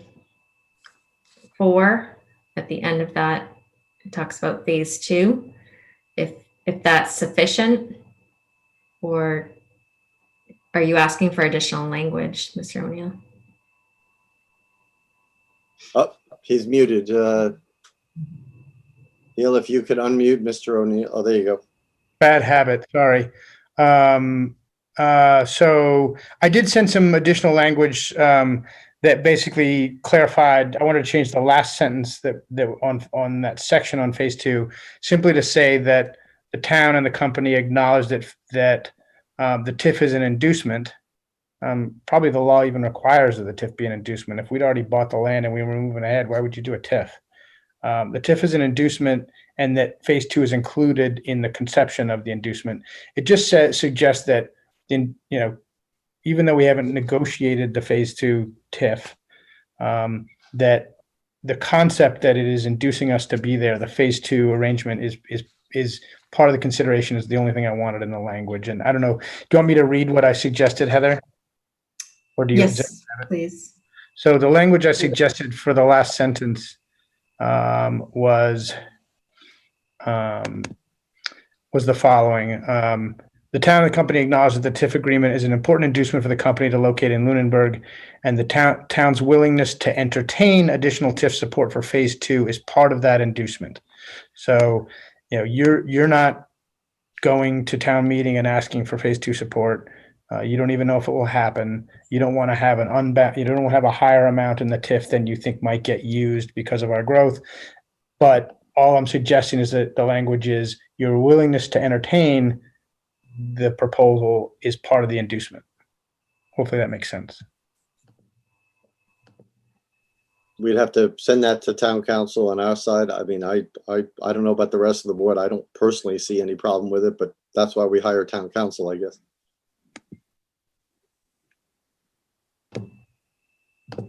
I would agree that with running it by town council, but does the board have any objections to that language? If town council agrees, that's okay. Mr. Jeffries, you have your hand up. Yes. To answer your question, Madam Town Manager, is no. I don't have any objections. I think that the language is worded probably already achieves what Mr. O'Neill's trying to do. Since it already states that the town and company acknowledge that a new TIF agreement would be needed for a potential phase 2. I think that that's pretty clear, but I understand that the change in wording, to me, it reads the same. But my comment really is just, I want to thank you for the changes that you've made to the document and for answering the several questions that I asked between meetings about this project and about the TIF agreement. And I certainly think that we've arrived at a point that I can support. So thank you very much. So with that, Mr. O'Neill, if I may ask you, so all the changes that were made by our town council, were those okay with you? So I just got a series of notes back from our council, and he had a bunch of comments, but they were mostly about conforming stuff. Like he caught a place, for example, where we didn't have a conforming language around the 48 employees. We were still with the requirement of 60 later in the agreement. So I'm just confirming in what he sent me, which was only about half an hour ago. But I think that while there are comments, none of them are substantive that rise to the level of, oh, we need to cover over this or that. I think we're going to be left in a position here tonight where we need to post a Board of Selectmen meeting at around 6 or 6:15 next week before the town meeting, so we can get the final look at this where everybody's agreed, and we can agree on that before the special town meeting. It'd be nice if we had a week to do it and we could do it tonight, but I think there's enough. What Mr. O'Neill just brought out, if something is referenced again with the 60 and that's not cleared, and he has some new language, even though I think for myself and Mr. Jeffries are the only ones who spoke, we haven't heard from anybody else. I don't know if anybody else objected to that language, but I don't know that we have a final agreement that we can take a vote on. And I think that's just a technical fact. So Madam Town Manager, I think we need to, is everybody okay in concept with this? Mr. Marino? I see you have your hand up. Well, to answer your question, Mr. Chairman, absolutely. I'm in agreement. Okay. What I'm concerned about is holding Mr. O'Neill and his company hostage by the amount of employees that we're going to agree to. I don't even see where we have any right to agree to that, but I understand we do. I read the law. I just think 60 is way too much. I don't know how he's going to predict how many employees he's going to have. I know I have a family member who was involved in a tip with a large company, and they were never able to comply with that. That's a difficult thing to predict. So that they can. I'm more concerned about 60 versus 48 or whatever it was. Not concerned about anything else about that agreement. I like one of the original agreements.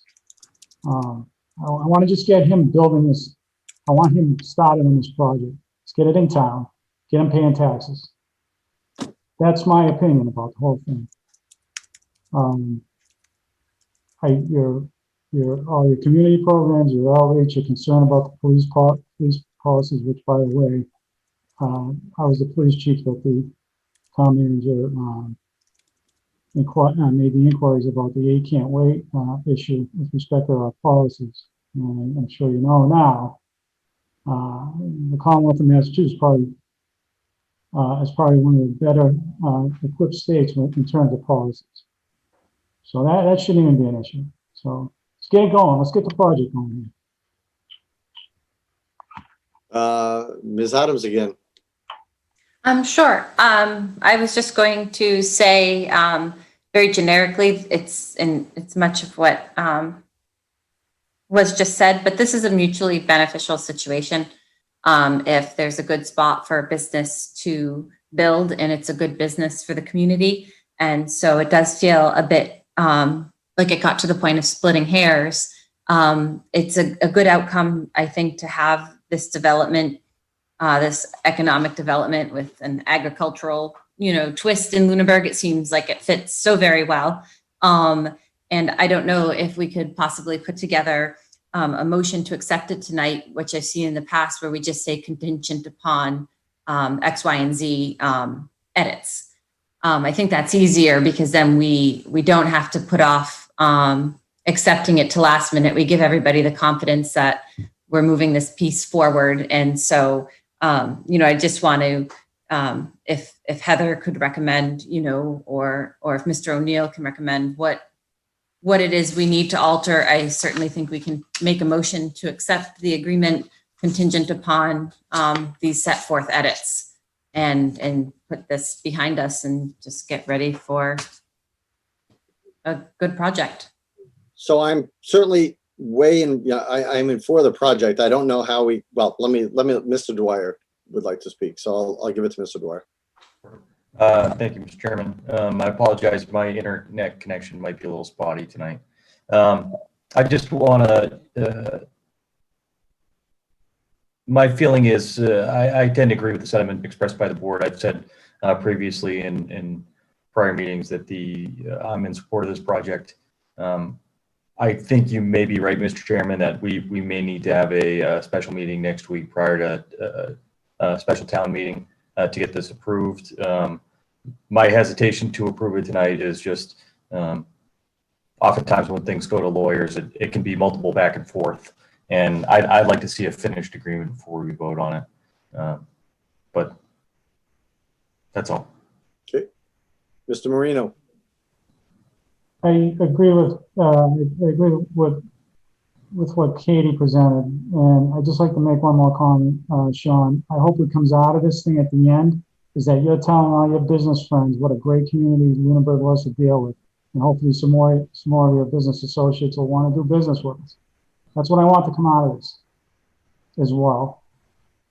Well, in support of that, Mr. Marino, I feel the same way, and I hope that my request of doing this and approving this when it's finally done before next town meeting is not meant as a roadblock. It's meant that, everybody would want to see the agreement before they agreed to the agreement. I think the problem with creating a motion tonight contingent upon the language, we would basically be asking somebody, we agree with this language in this document, except for the part that we don't agree with, and we're going to approve it tonight, provided that we agree with the language which we haven't seen yet. That's what we're asking on a vote. It's not like we're asking somebody to change a number, and even though it's not in the document, everybody knows what the number is. We don't know what the final wording is going to be, and wording, as we know in legal documents, is everything. I'm not trying to be a pain. I'm not trying to put obstacles. I'm trying to protect everybody from making a decision on a known entity, a known product. So for that matter only, I would not support making a motion tonight because I don't even know what that motion would be. Ms. Adams. Sure. On this topic, first of all, I feel like what I keep hearing is that there's not an agreement or we don't have an agreement. Essentially, there is one. We've gone through it many times. What's missing is a couple of edits. And there's many a times I've either witnessed meetings or participated in meetings where the agreement that we do have is accepted contingent upon set forth edits. It happens all the time because it's not as if we don't have an agreement or we're looking, into an open, empty space here. We have a lot of specifics. So my question goes to probably a combination of Mr. O'Neill and our town manager. With the current agreement, what are the specific things that need to be changed? And if it's just a couple of things, we can articulate them, then I think we can accept the agreement contingent upon the specifically articulated edits. Mr. Chairman, can I ask a question? Sure, Mr. Marino. Okay, so even if, say, we did make the edits tonight, we'd still have to wait till next week to sign it. Is that correct? Or would we have to sign it, or is this we're just voting to agree to accept it? Yeah, but the signing of it is, obviously we could sign it next week, and if just from a procedural standpoint, we could approve it now and sign it next week. That's not gonna. The fact that it's not signed now is not an issue, and the fact that it's not voted on now, I believe, is not an issue either, because we're going to vote it at town meeting, and we're going to vote on this before town meeting. It's just a matter of, do we do it tonight, or do we wait for the last round of text changes? That's all. I mean, I don't know that it affects anybody's energy behind the support of the project. I think we all have been pretty unanimous saying we support the project. Yeah, I don't mean to speak about your process, but I mean, I think you've got a further review no matter what. And so, that's before you. And it doesn't affect, I feel like we're going to get supported and we'll work out these last textual changes. I would also argue that they're not that big. Right. No, I agree with that part. This is not like a, 100-page commercial lease. This is not a very complicated document. And I think you guys will breeze through the changes and no muss, no fuss. So the 1 week won't affect your process at all? No. Dramatically. All right. No.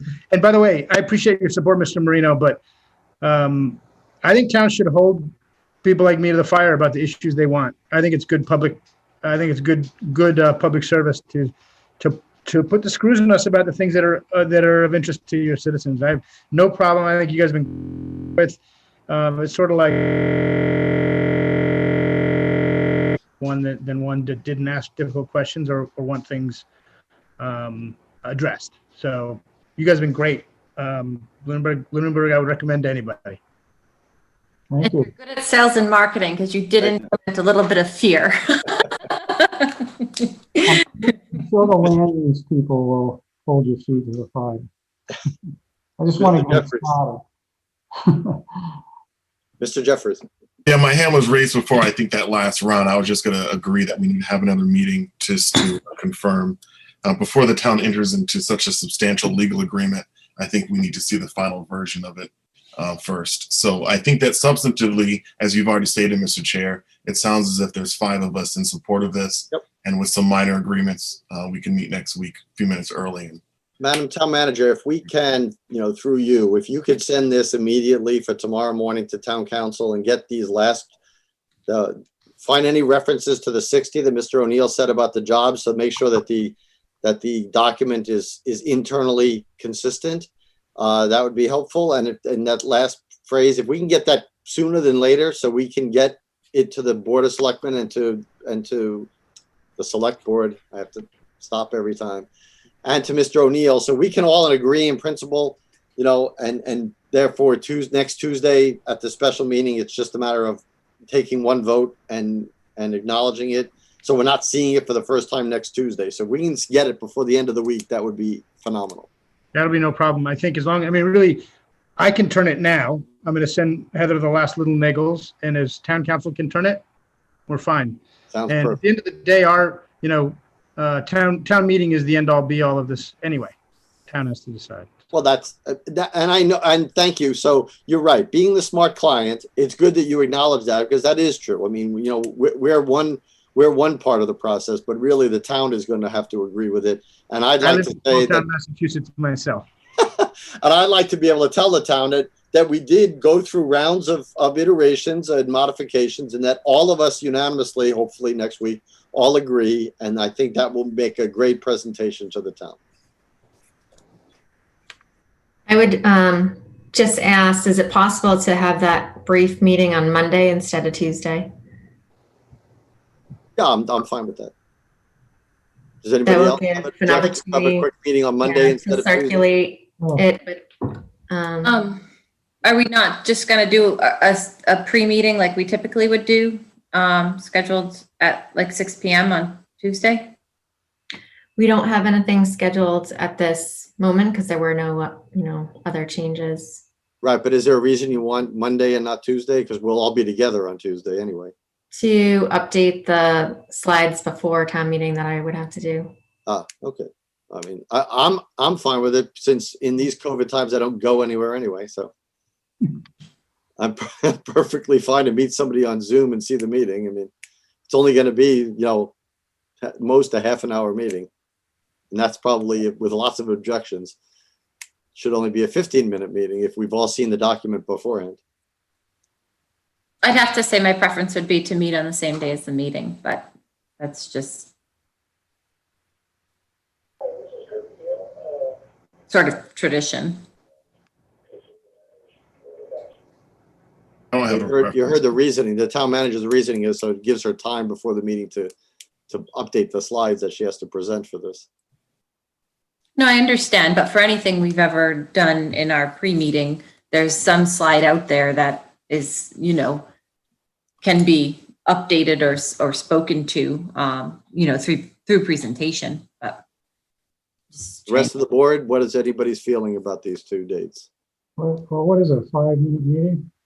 Or Well, something? but it's never a 5-minute meeting, but let's just say 15, 20-minute meeting, yes. No, it's a 5-minute meeting. On right now. Come on, Katie, 5 minutes. Either day works for me. Mr. Jeffries, Either option works for me. Mr. Marino, Same thing, either one. okay, and you're not either. You just want to have it on Tuesday. I'm just trying to, I mean, there's a million things going on, which is the same for everybody, but all night Tuesday is going to be tied up in a meeting. It's just seems easier to meet earlier on a night we've already committed, but that's fine.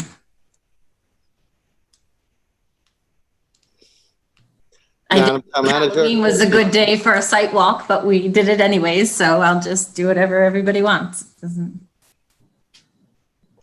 have 5 million children and a few other things, but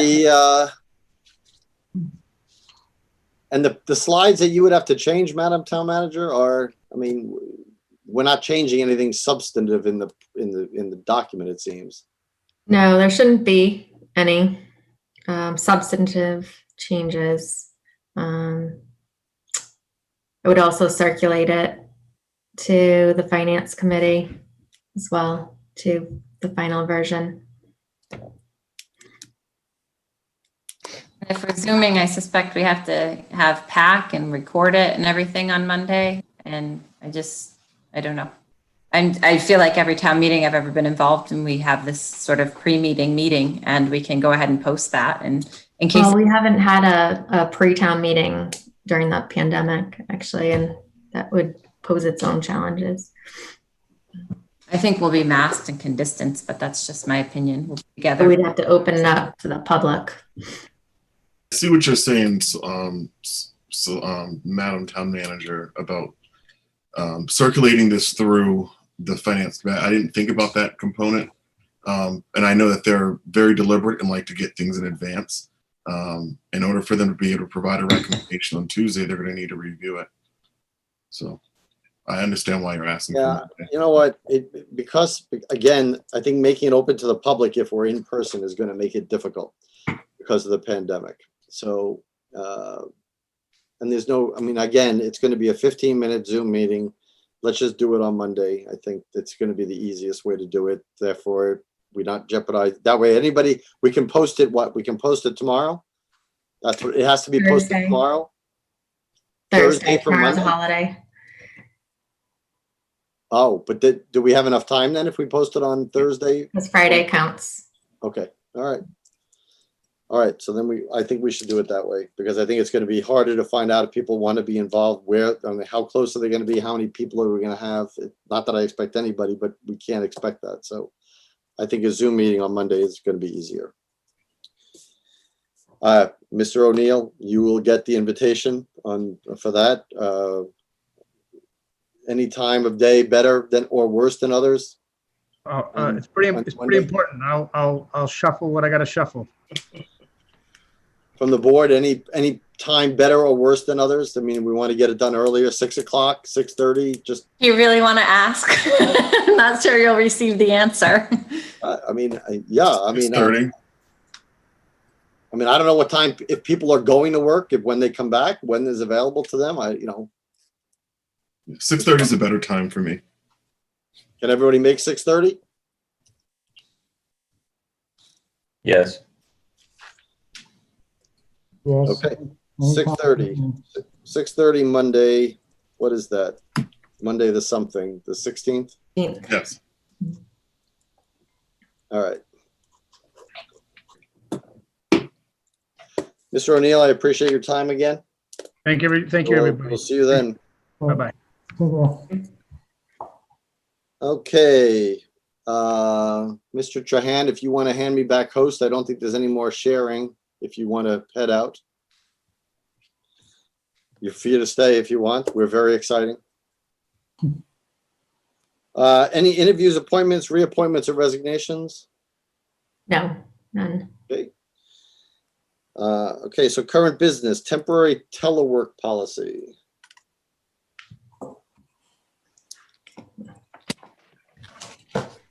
The board has a draft temporary telework policy. This was drafted in an effort to put something more concrete in place. In the spring, as everyone knows, we had to shut down and all the employees worked remotely, and all were expected to do work under certain conditions, but nothing concrete like a policy was in place at that time. So this is just to create something, a document that where it lays out expectations for employees, eligibility for working remotely, and the process. So the one thing I comes to mind is if this is going to be a general policy, why does it specifically name COVID-19? So shouldn't you make it a generic one where it talks about when emergency circumstances arise and then just leave that alone? We could do that. It was approached just as far as this. So after such a situation as we're in with the pandemic, that we didn't ever allow teleworking as a general policy. I agree, but that's why I would say that instead of, if you substitute COVID-19 pandemic and you just put in emergency situation as declared by the governor or something, you know, that way anything that comes along in the future, we have a policy instead of having to drum it up again. I mean, hopefully we don't have to use it for another 100 years, but you know, who knows? That's just a suggestion. I'm open to those suggestions. I think it's a really well-crafted policy. I've had the chance to review it. You know, I had the same questions, Selectman Alonso, but after, you know, kind of looking at it in context, because I had the same thought, which was to change that to verbiage to read instead of COVID-19 or public health emergencies, so declared, in this case by us, since we did make a declaration on this public event. But I think that I don't want to split hairs, but I think this situation is different. And I would imagine that every future event will need to have slightly different rules, that they certainly could act as a framework. But I think that you are crafting this in a very specific context that may not be applicable to future situations. So I mean, I think COVID-19 is appropriate verbiage, but certainly I'm not going to split hairs on changing that. Well, and this is not something I'm going to go to the mat to either. I mean, believe me, it just was a suggestion to make it more general and to make it more applicable so that we have one in our back pocket should anything else arrive. I mean, for whatever reason. But again, I'm fine with it as it is. And I would agree with you. I think it's very well written and as somebody who's worked from home for 12 years, I mean, these are good practices and good policies to have in place to begin with.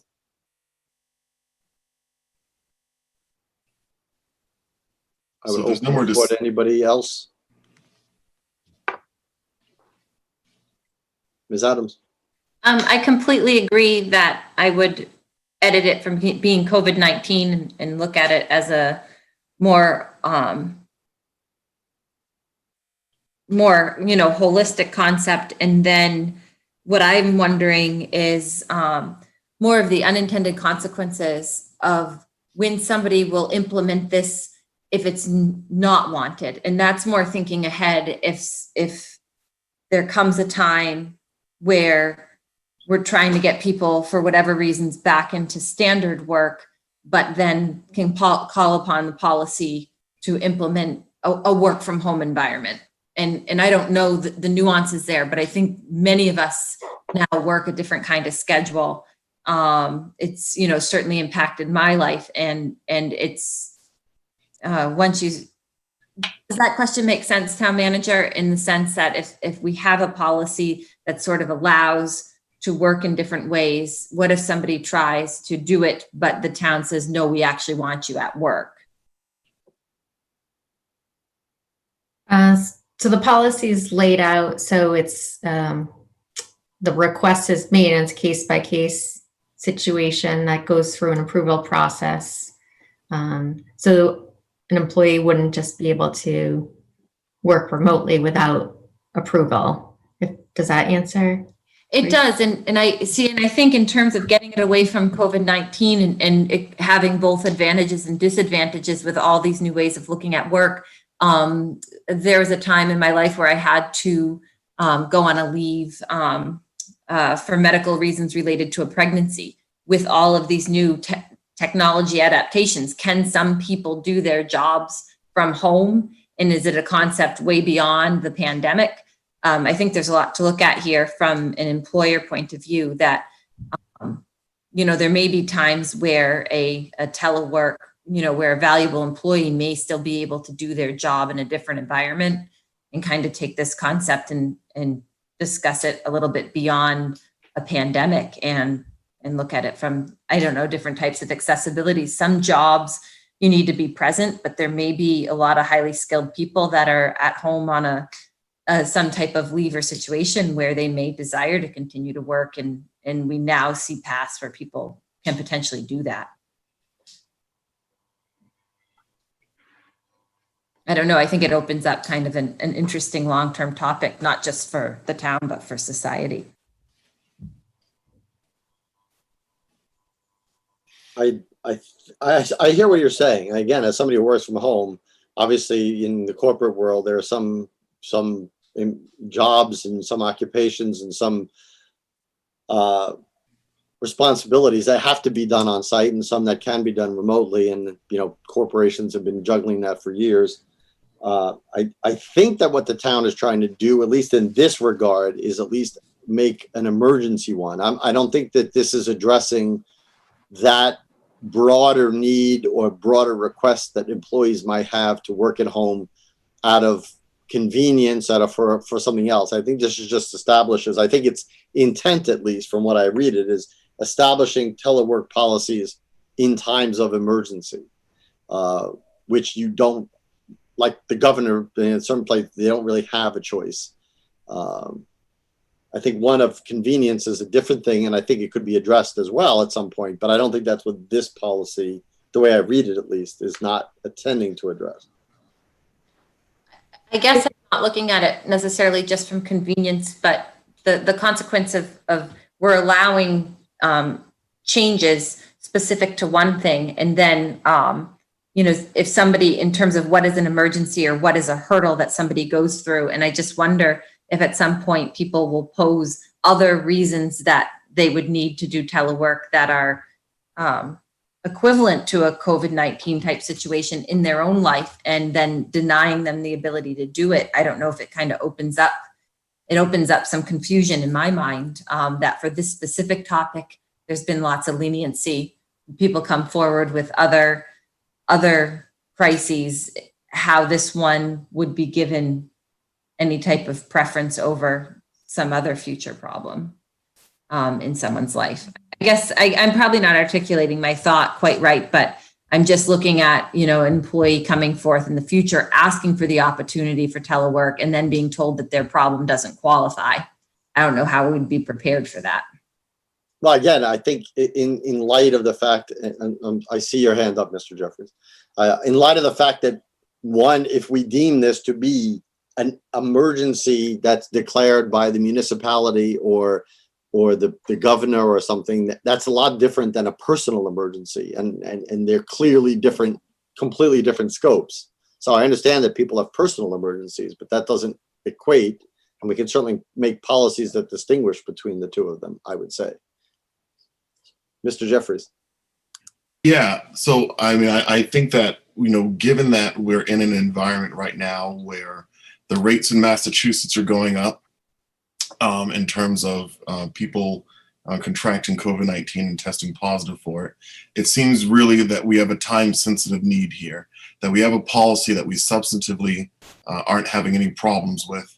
I will make this a motion momentarily, but I would support that we approve this policy as it's presented, and that we preserve for a future date this conversation about, does this address other pandemics? Because I haven't looked at it in that light, the light of what if we're not looking at a respiratory thing? What if it's something that is more based on touch? Would this policy be appropriate then? Probably not.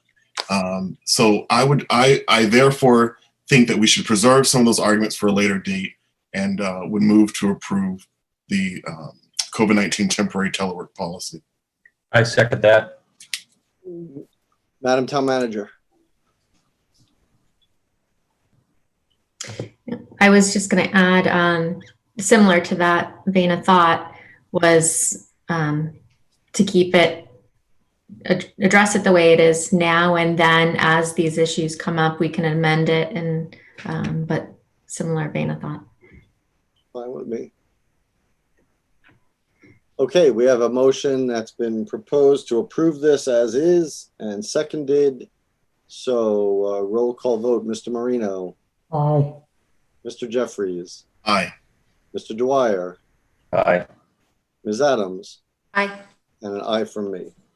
Okay, so at some point we should probably revisit this, not anytime, it doesn't have to be that quick, but at least put it on the agenda sometime down. Future agenda topics. Yes, maybe let's discuss it post-pandemic. So that'll give us something to look forward to. All right, approval of minutes, October 13th, 2020. Did anybody have any objections or changes to those minutes? And if not, I would entertain a motion regarding the minutes of October 13th, 2020. So moved. Second. I assume that meant approval. Okay. Is that correct, Mr. Jeffries? You were That is correct. motion for approval. Okay. Mr. Marino, Aye. Mr. Jeffries, Aye. Mr. Dwyer, Aye. Ms. Adams, Aye. and an aye from me. Can you please thank Elaine for keeping us up to date on these? I'm very, very impressed that she's keeping up to date on these, and we're not going back. I'm not seeing ones from like 2 years ago, like was the case the last time I was on the board, which was really kind of embarrassing. Well, Warrants and action items. There were no warrants last week. Any action items from anybody? No. Committee reports. Yes. Mr. Jeffries. Excuse me, TC Passio's committee, TC Passio's design committee. We met again just to review the presentation that's going to happen at next week's town meeting. So I think that we also welcome Matt Allison, the newest member of the appointed by the planning board, so newest member of the committee.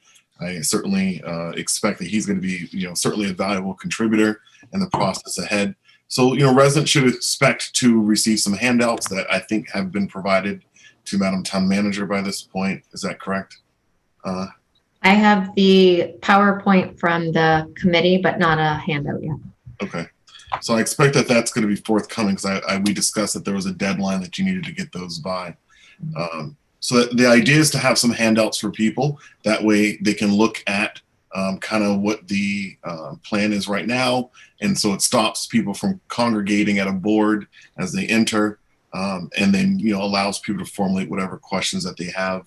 But certainly the intent is to, if the article is approved, is to make a presentation.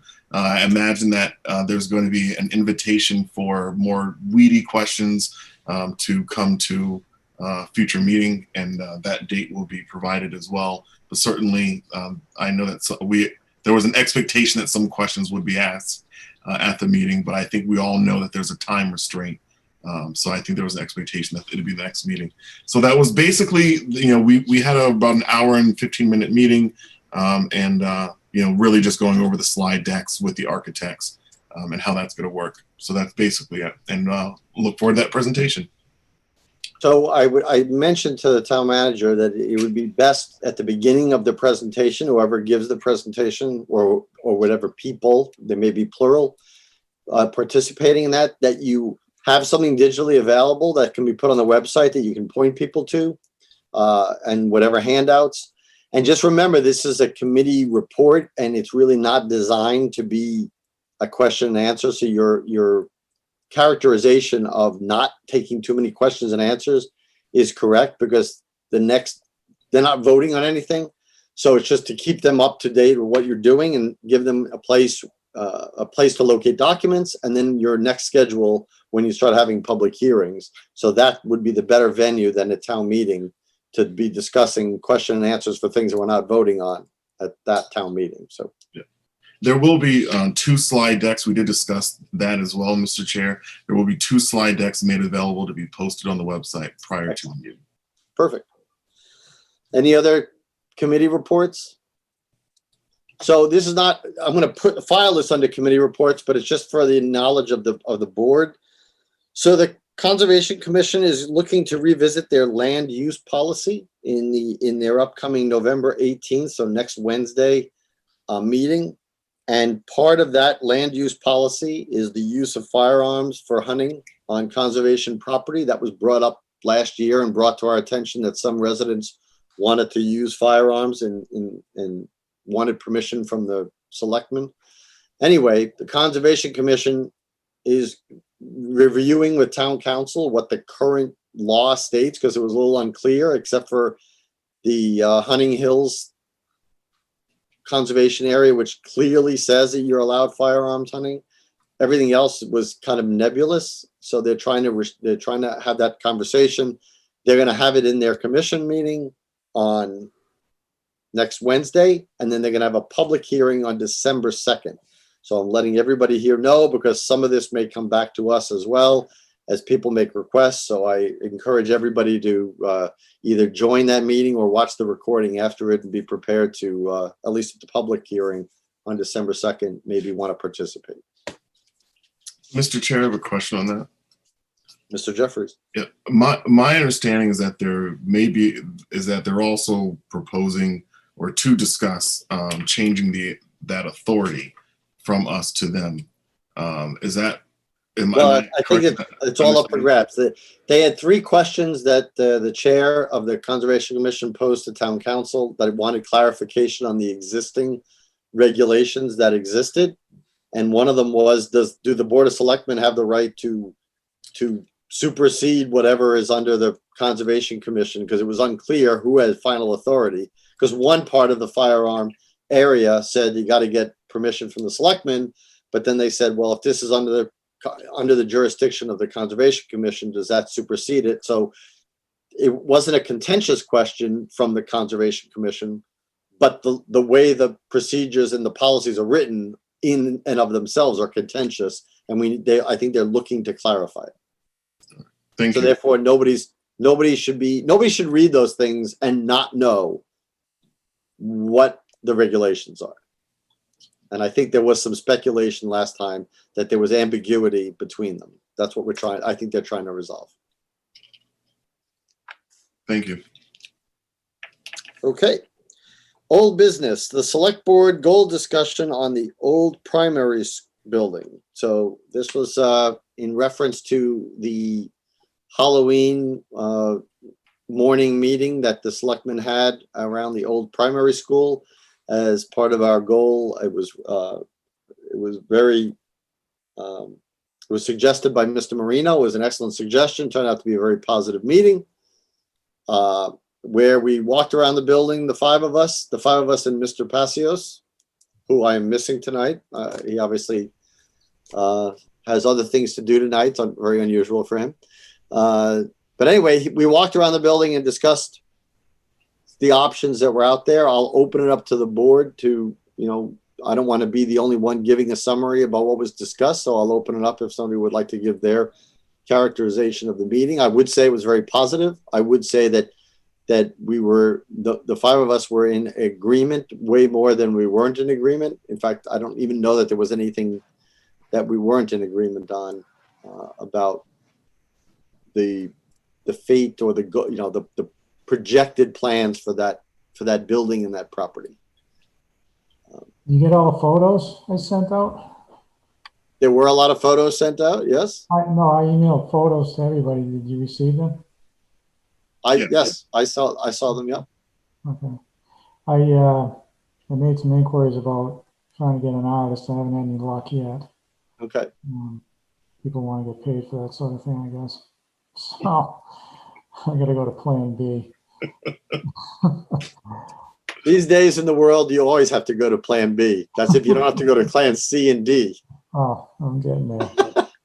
Ms. Adams. Yeah, no, I think it was really nice. I mean, I think it's a beautiful piece of land, and there's a really pretty simple path forward that not only might have a good outcome for a quality piece of open space and increased municipal parking, but it also deals with a dangerous building that we have some sort of, liability over. That being said, I think what I'd like to see us do tonight, and we talked a little bit at our meeting vaguely, but really identify a next step. I look at the town manager's goal of working at the gas station as an example of how we approach this in terms of advancing it. And I think having a conceptual drawing, even if it's, not to a full engineered scale, but something where we could put up on the screen right now for people watching to say, this is where there'd be parking. Mr. Chair, you had the idea of having some park space in the front, parking in the middle, and then a larger, bandstand type area in the back. Or I think it would just be wonderful as we start to talk about, what would be there beyond removing the building. And I think finding a way to get a drawing or drawings or some concepts would, in my mind, be an awesome next step, whether we're meeting with APDC or talking to other people without having something concrete to show. And even having something concrete gives us the ability to adapt and change it and come up with more new ideas. So is that something we can do, town manager? And what's the path for that? This has been a goal for 2 years, and I feel like we have to apply some effort or some small resource towards it, or we're just talking about a goal instead of achieving it. Oh, hold on. There you go. Does your question pertain more to funding for a drawing? Is that what? I suppose. I mean, I know that there's monies and things applied to that property in terms of, plywood for windows and this and that, and it's under the care of the town. I don't know where it could come from or how much it's going to cost, but we just have to do something. I mean, there's obviously been resources applied to other similar things, and I think this one in managing this building is a pretty big deal. I think Selectman Marino was inquiring about potential renderings. He just said that he wasn't able to find anybody for free. So, so I just want a real plan. I feel like if we don't commit to something, then in the building is a hazard. It's an eyesore, and we have a goal to improve the space. We talked a lot about, I think, municipal land preservation for future use came up, having a bandstand area with better accessibility, ADA parking. That certainly was an advantage. Parking in general in the center of town, that's been identified by so many different engineering studies through Complete Streets and all these different grants. And I feel like we have this golden opportunity to create parking, remove a hazardous building, and we just have to apply a next step. We can't discuss the next step. We have to take a next step. And so I want there to be one. So let me at least explain to the people listening what our shared vision was and this basically goes for the entire board. And if I overstep what I'm saying, please do not hesitate to interrupt me. But I think everybody on the board agreed on the following facts. First of all, they would like we didn't feel there was any way that the town was going to vote to rehab that building, and that the building eventually would have to be demolished.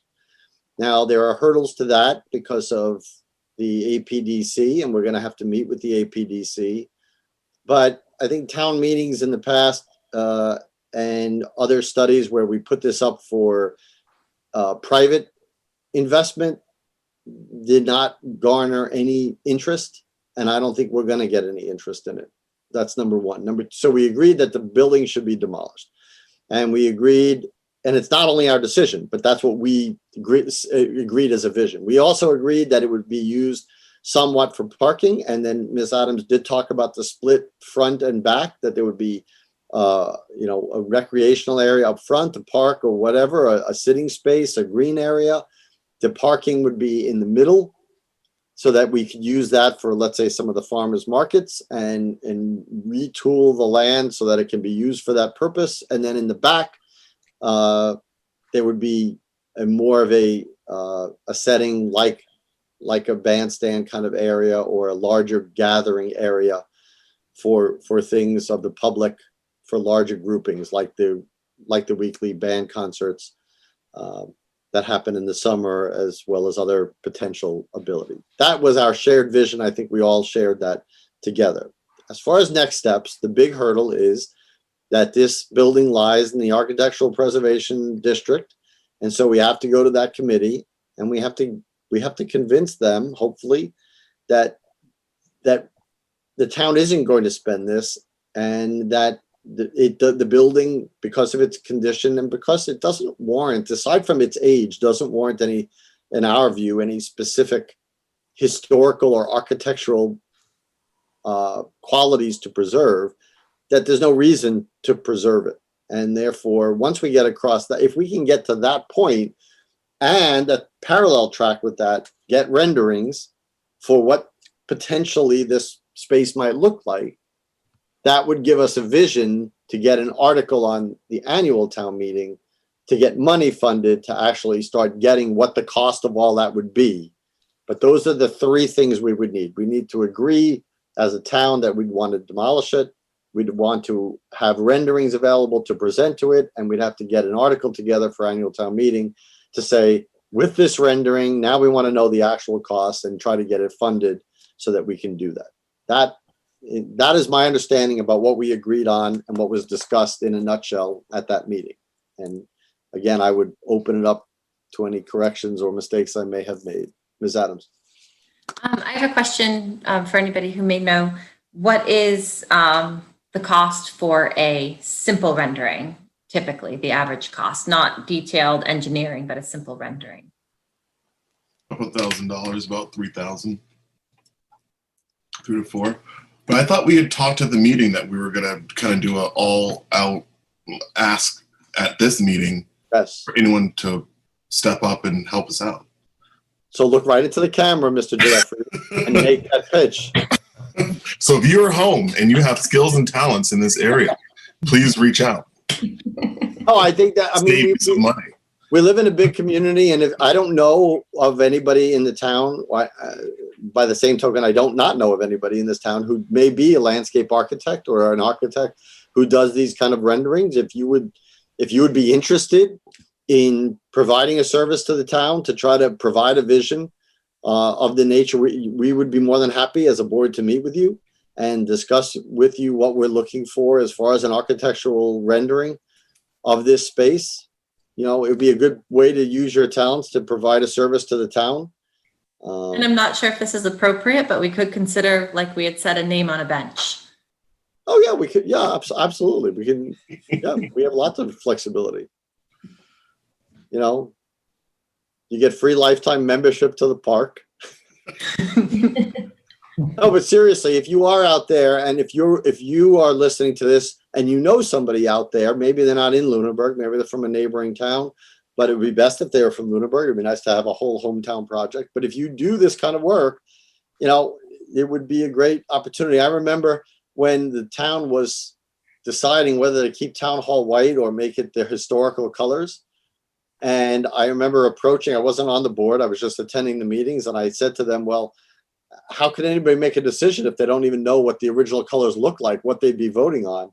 And they said to me, well, if you're saying that needs to be done, so you should do it. So being in the visual arts, I did do that. And of course, that was the photo that won. So we did have historical colors for several years. And then it got voted back later on. But anyway, people react to visuals. If you put somebody on a flat plan and show them where a tree is going to be, or you show them a picture of a tree, one has much more impact than another one. So I think it would be helpful, and let's start that with that pitch. And in the meantime, I think what we really need to do is schedule a meeting. Probably not going to happen before the end of the year, but at least the first week or second week of January, we should meet with the APDC and the Historical Commission, or whoever, all the boards that are involved, and we should have a workshop meeting where we share what we discussed at the on-site on Halloween, and we share with them our vision. Maybe even we meet with them on site. I don't know. Although in January, it's probably not a great idea to meet on site there. So maybe it'll be elsewhere. We can also ask Damon if he'll do it. I mean, I know he's done it in the past, so. But there are other architects. I mean, there's another architect in Hickory Hills. I could ask them. I don't know if they do park areas or just buildings, but I could ask them too. Are those next steps enough, Katie? Yeah, no, I think it's headed in the right direction. If there's people out there that have skills and want to get involved, I think some of the best events, I mean, you mentioned town hall. When I was a kid, there was the playground that's no more, but Kids Kingdom that was next to the senior center where the playground is now. People voted the names and all these different things. And so if it heads in those directions, I think it gets more exciting for everybody. Yep. Because it could be a really wonderful community space. And we brainstormed ideas and started to visualize something. And there's probably people out there with more skills and ideas that could see something that we didn't see. And if anybody's out there, I know there's a lot of computer graphics, computer animation people out there. If you want to do an animation of what it would look like instead of a rendering, that's a little more ambitious, but hey, there's honed good work skills too, if you're looking to get in that industry. So What should they do? Contact our town? I feel like this is the point where we say, call now. Like, well, no, they should send a letter to the town manager or the Board of Selectmen office, or contact either one of us. I mean, if you know any of us, either personally or us, by some other, professional connection, then contact anybody on this board, including the town manager. And if you're interested in doing this and helping us with this, and we'll talk about all the parameters that we need involved. Ms. Adams. And we looked at the GIS map, and that's, oftentimes a sliver off here and there, looking at it that way. Is there a point where, we want to do a little bit of civil engineering, mark our corners and get a better idea of our lines? It may impact, there's all the nice sugar maples. There's the new use of School Street that, was never really there. So as we do the drawings and stuff, somebody's going to need to have a very clear understanding of the private property. You have the Historical Society, that's private property. They have some parking that belongs to them, but then an easement. There's then the utility building that's private property. I think it would be really helpful to have the land surveyed so that as we're drawing and brainstorming, we're using the space absolutely correctly. Would be, to me, something we'd want to start off with from the very beginning. Understand anything in those lands and any restrictions that will impact. It doesn't seem like there's wetlands and things like that, but get a good understanding of the parcel we're dealing with. I think you usually do that. I mean, if it's off, it's not going to be off wildly. It's going to be off by 3 feet, something. I think before anybody does any real shovel in the ground, but for the conceptual work, I don't think we need it initially. Eventually, you're right. Eventually, if anything gets close to the borders, we're going to have to make sure that we don't have an issue, like we had sometimes in the past where we started taking down trees that are in the wrong place. So I guess my point with our plea to the public, if somebody jumps on this tomorrow and starts drawing the park, make sure we put them in touch with things like there's certain amount of parking and certain amount of land that has been put through an easement to the Historical Society. We can't put the bench there. Yep. Yeah. Yep. Good. Okay, so let's see if we get any responses to that, and then let's put on the agenda that for early January, or maybe the second meeting in January, we try to meet up with the APDC and other groups in town. I feel like we add this to our town manager report of vacancies, landscape architect. Pro bono. Exactly. But the benefits are great. You get a bench. Not everybody gets a bench. All right. Discussion on town meeting articles and the vote on the consent calendar. Okay, so there are articles that I am recommending to the board that calendar, and I can review those. So you have a copy in your Google Drive of the special town meeting warrant if you need to to look it up. But Article 3 is the payment of prior year expenses for $150. That requires a 9/10 vote. All articles related to payment of prior year are 9/10 vote. Article 10 is the public education government access capital account. That's transferring $120,000 from their retained earnings to their capital account. Article 11 is the sewer reserve capacity stabilization, transferring $68,097.59 from their retained earnings to their reserve capacity stabilization fund. Article 12, the appropriation of bond premiums. Article 13 is the salary administration bylaw that adds 2 positions to the classification, the titles to the classification plan. And Article 14, since the board voted to waive the first right of refusal at the last meeting for 250 Howard Street, that article would be tabled. So to include that as well in consent calendar.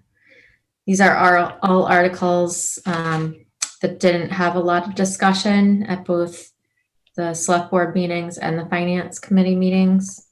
They will be discussing at their meeting on Thursday as well, finance, the consent calendar. So pending that everyone's in agreement. So I do have a question, and only because I'm almost hesitant to ask it, but I'm going to ask it anyway because I've already introduced it. So when you have a consent calendar, you want a unanimous vote one direction, generally approval of all the ones you have, right? But number 14 is neither it's not an approval nor a denial, it's a passover. So I'm wondering, I mean, that's like a specific kind of vote where you're not voting, the consent calendar is to group a bunch of approvals or group a bunch of denials. I guess you could do it that way too. But this one is neither. I mean, is there a problem? So no, we included Passovers on our previous consent calendar. So all the motions, as far as the consent calendar, all the motions are still read as part of that consent calendar.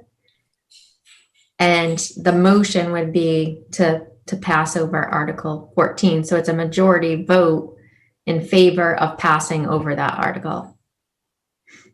Or in this case, if we group them, because one of the articles requires a 9/10 vote, all of the articles in the consent calendar would have to get a 9/10. That I realize, because again, you're basically grouping them together in one unit. And what I'm saying is that 14 just doesn't fit that bill of passing over. But again, I'm getting into the weeds of procedure and I apologize, and it's almost 10 o'clock, so forget about that. If town council is fine with it, I'm fine with it, as long as people know that we're passing over that one and we're approving everything else. Because we don't read the articles, we don't make motions for all these. Yes, it will be read what the consent calendar is and what that motion would be. Okay. You just wouldn't take up discussion for all of those. Okay. Well, clearly I don't have any problem with all those. I don't think any of those articles are going to be contentious, so I have no problem including them in a consent calendar myself. Does anybody have any argument one way or another? Okay, so I would entertain a motion to approve the consent calendar with the articles in its inclusion as just defined by the town manager. Second that motion. Do I have a second? Second. All right, all those in favor, Ms. Adams, Aye. Mr. Marino, Aye. Mr. Jeffries, Aye. Mr. Dwyer, Aye. and an aye from me. Anything else on the special town meeting that we need to know? Note the Green Communities Task Force Chairman, he'll be doing the presentation on the streetlights article. I provided all updated figures at previous meetings for the collective bargaining agreements. And the open space chairman will be doing something for the 250 Howard Street, Article 15, for the donation of land article. Well, I'll take this opportunity then to say a few things about special town meeting. First of all, it is an important meeting for town. There are budget adjustments. There are certain deals that we need to have passed. There's certain business of the town that needs to get done. And as I stated earlier with the election, when over 7,000 people voted out of, around 7,500, and how that attendance was, while I don't expect the same attendance at a special town meeting, we do need to get the work done. And of course, the quorum is 50. So we need to get people there. It should not be a long meeting. It should be a couple hours, a few hours, maybe by 9:30. That's what we're aiming for. But they're important. And so if we don't get people coming, then God forbid we don't hit a quorum, then we have to start floundering about what do we have to do. And we don't want to present that. So please come and support the town in running the business, whatever your positions are. That's number one.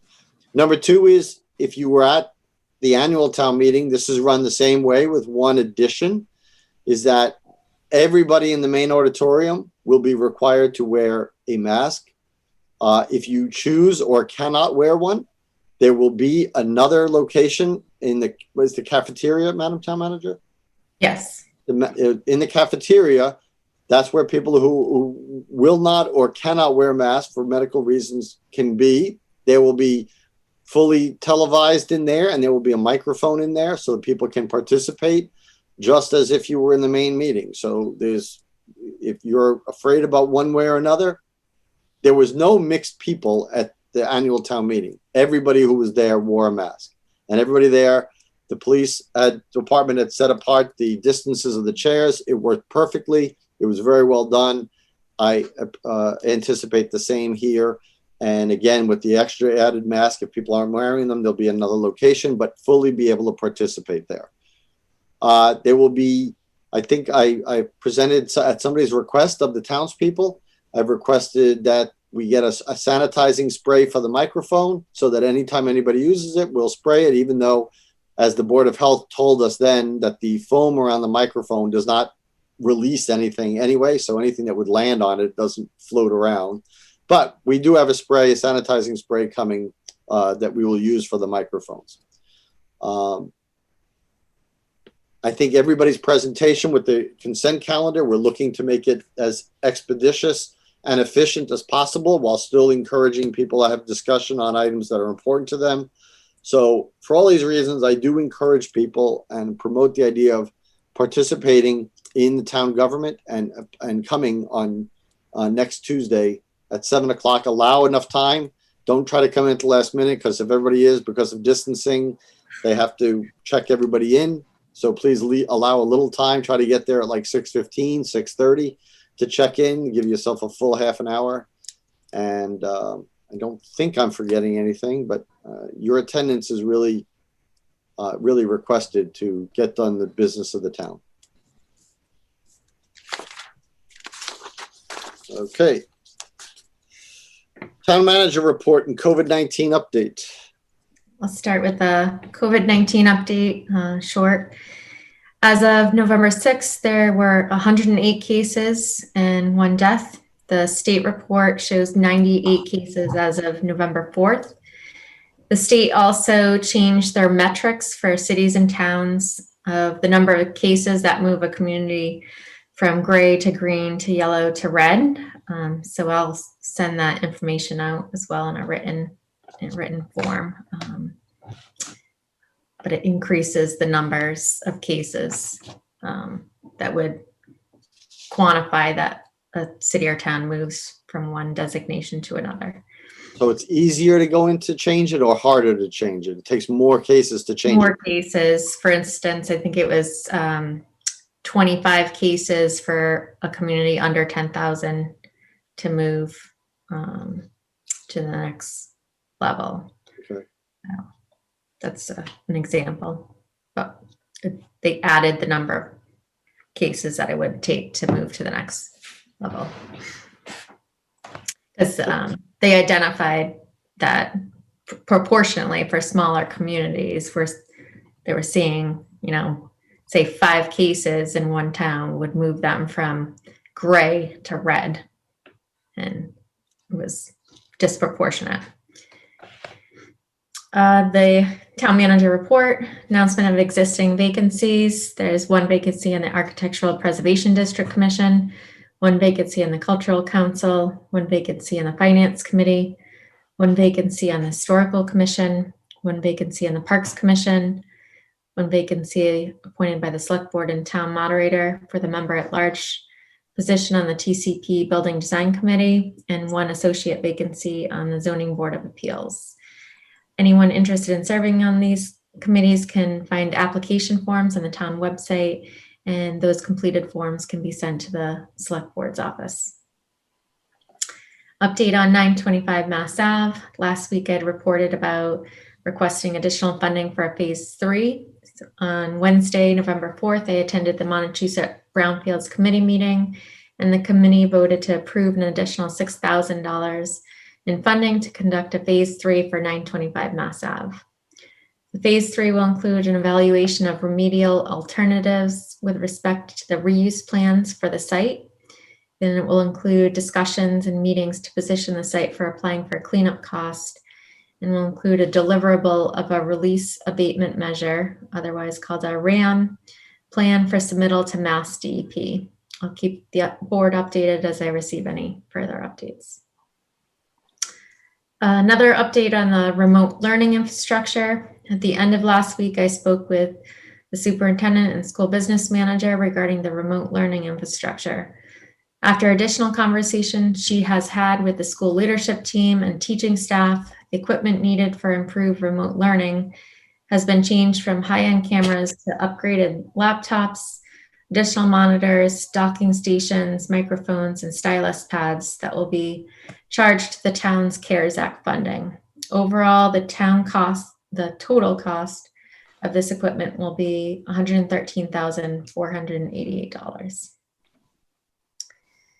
A status update on the fiscal 21 capital projects that were approved at the annual town meeting. The town hall ADA ramp. This project is included in the Complete Streets project and will be bid as part of a larger project. The engineer is currently working on putting bid documents together for this project that would be ready for construction start in the spring of 2021. The Flat Hill Culvert Design, an engineering firm, is under contract for this project and has begun the survey work for this project. The engineer will also prepare an application for the Small Bridge Program to apply for construction funding. Turkey Hill Elementary School asbestos abatement. This project is substantially complete. The school facilities director is just waiting on documentation to issue the final payment to the contractor for this project. The Mark Police Cruiser. This vehicle has been ordered and the estimated delivery date is January 2021. The self-contained breathing apparatus. This equipment was ordered and has been received. The ALS equipment for phase 1. The monitor was able to be covered by the CARES Act funding, and the other related equipment purchase, which is the vending machine and the drugs, have been purchased and have been received. The animal control officer vehicle. This vehicle has been ordered and the estimated delivery is spring of 2021. The midlife overhaul of Squad 3. This project is partially complete. The pump project is underway, and once the pump is complete, that the unit will be sent to the dealership and they'll undergo the remaining work for that project. The portable radios. This equipment has been ordered and received we have received about 80% of the radios. AC design for the primary school. This project is in progress. DeGiorgio Associates will be doing the design and cost estimate for this project. The senior center front entrance reconfiguration. This project is in progress. And I updated the board last week on this, and the bid has been awarded to the contractor for that project. Update on CARES Act funding. There have been 2 rounds of CARES Act reimbursement requests for COVID-19 related expenditures to date. In those submittals, some of the costs are only 25% reimbursable, with the other 75% to be submitted to FEMA for reimbursement. Thus far, we have submitted $555,666 of costs, of which we would be eligible to be reimbursed at $429,534 of that total.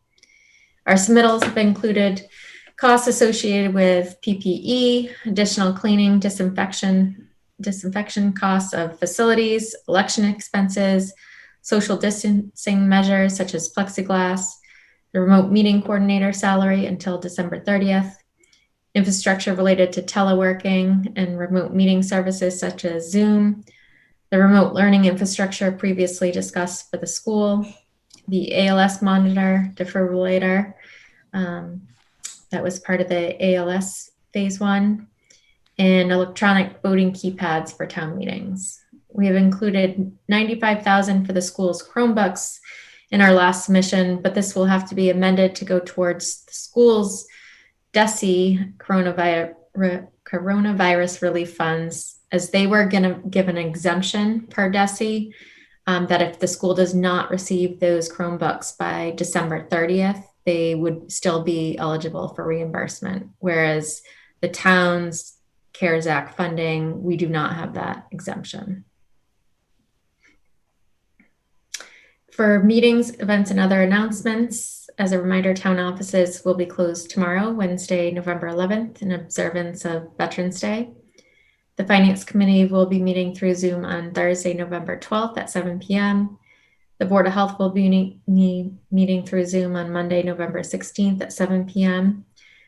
The special town meeting will be held on Tuesday, November 17th at 7 p.m. with check-in starting at 5:30 p.m.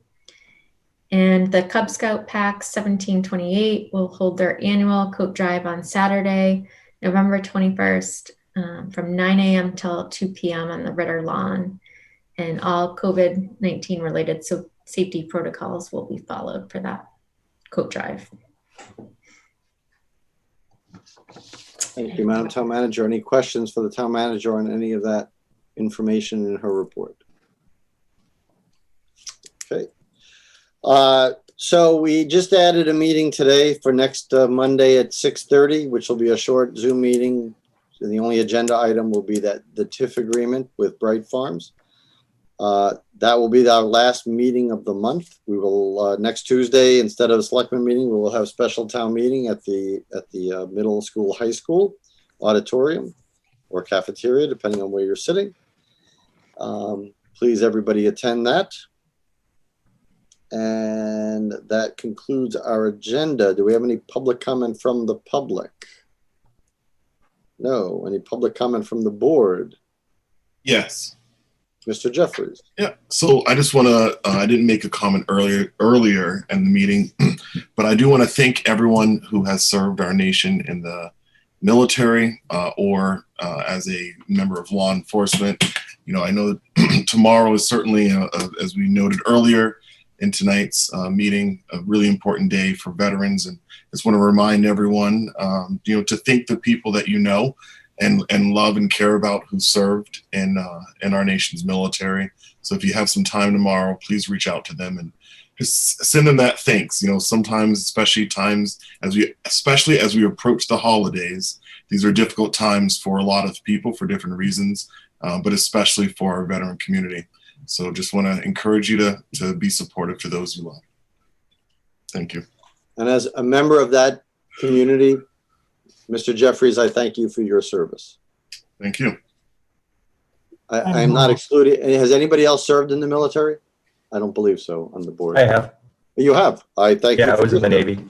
Oh, I did not know that. So thank you for your service as well, Mr. Dwyer. Thank you. Thanks, Mike. Both. All right.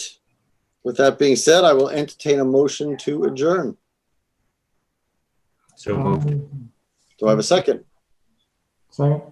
Second also. Okay. Ms. Adams, Aye. Mr. Marino, Aye.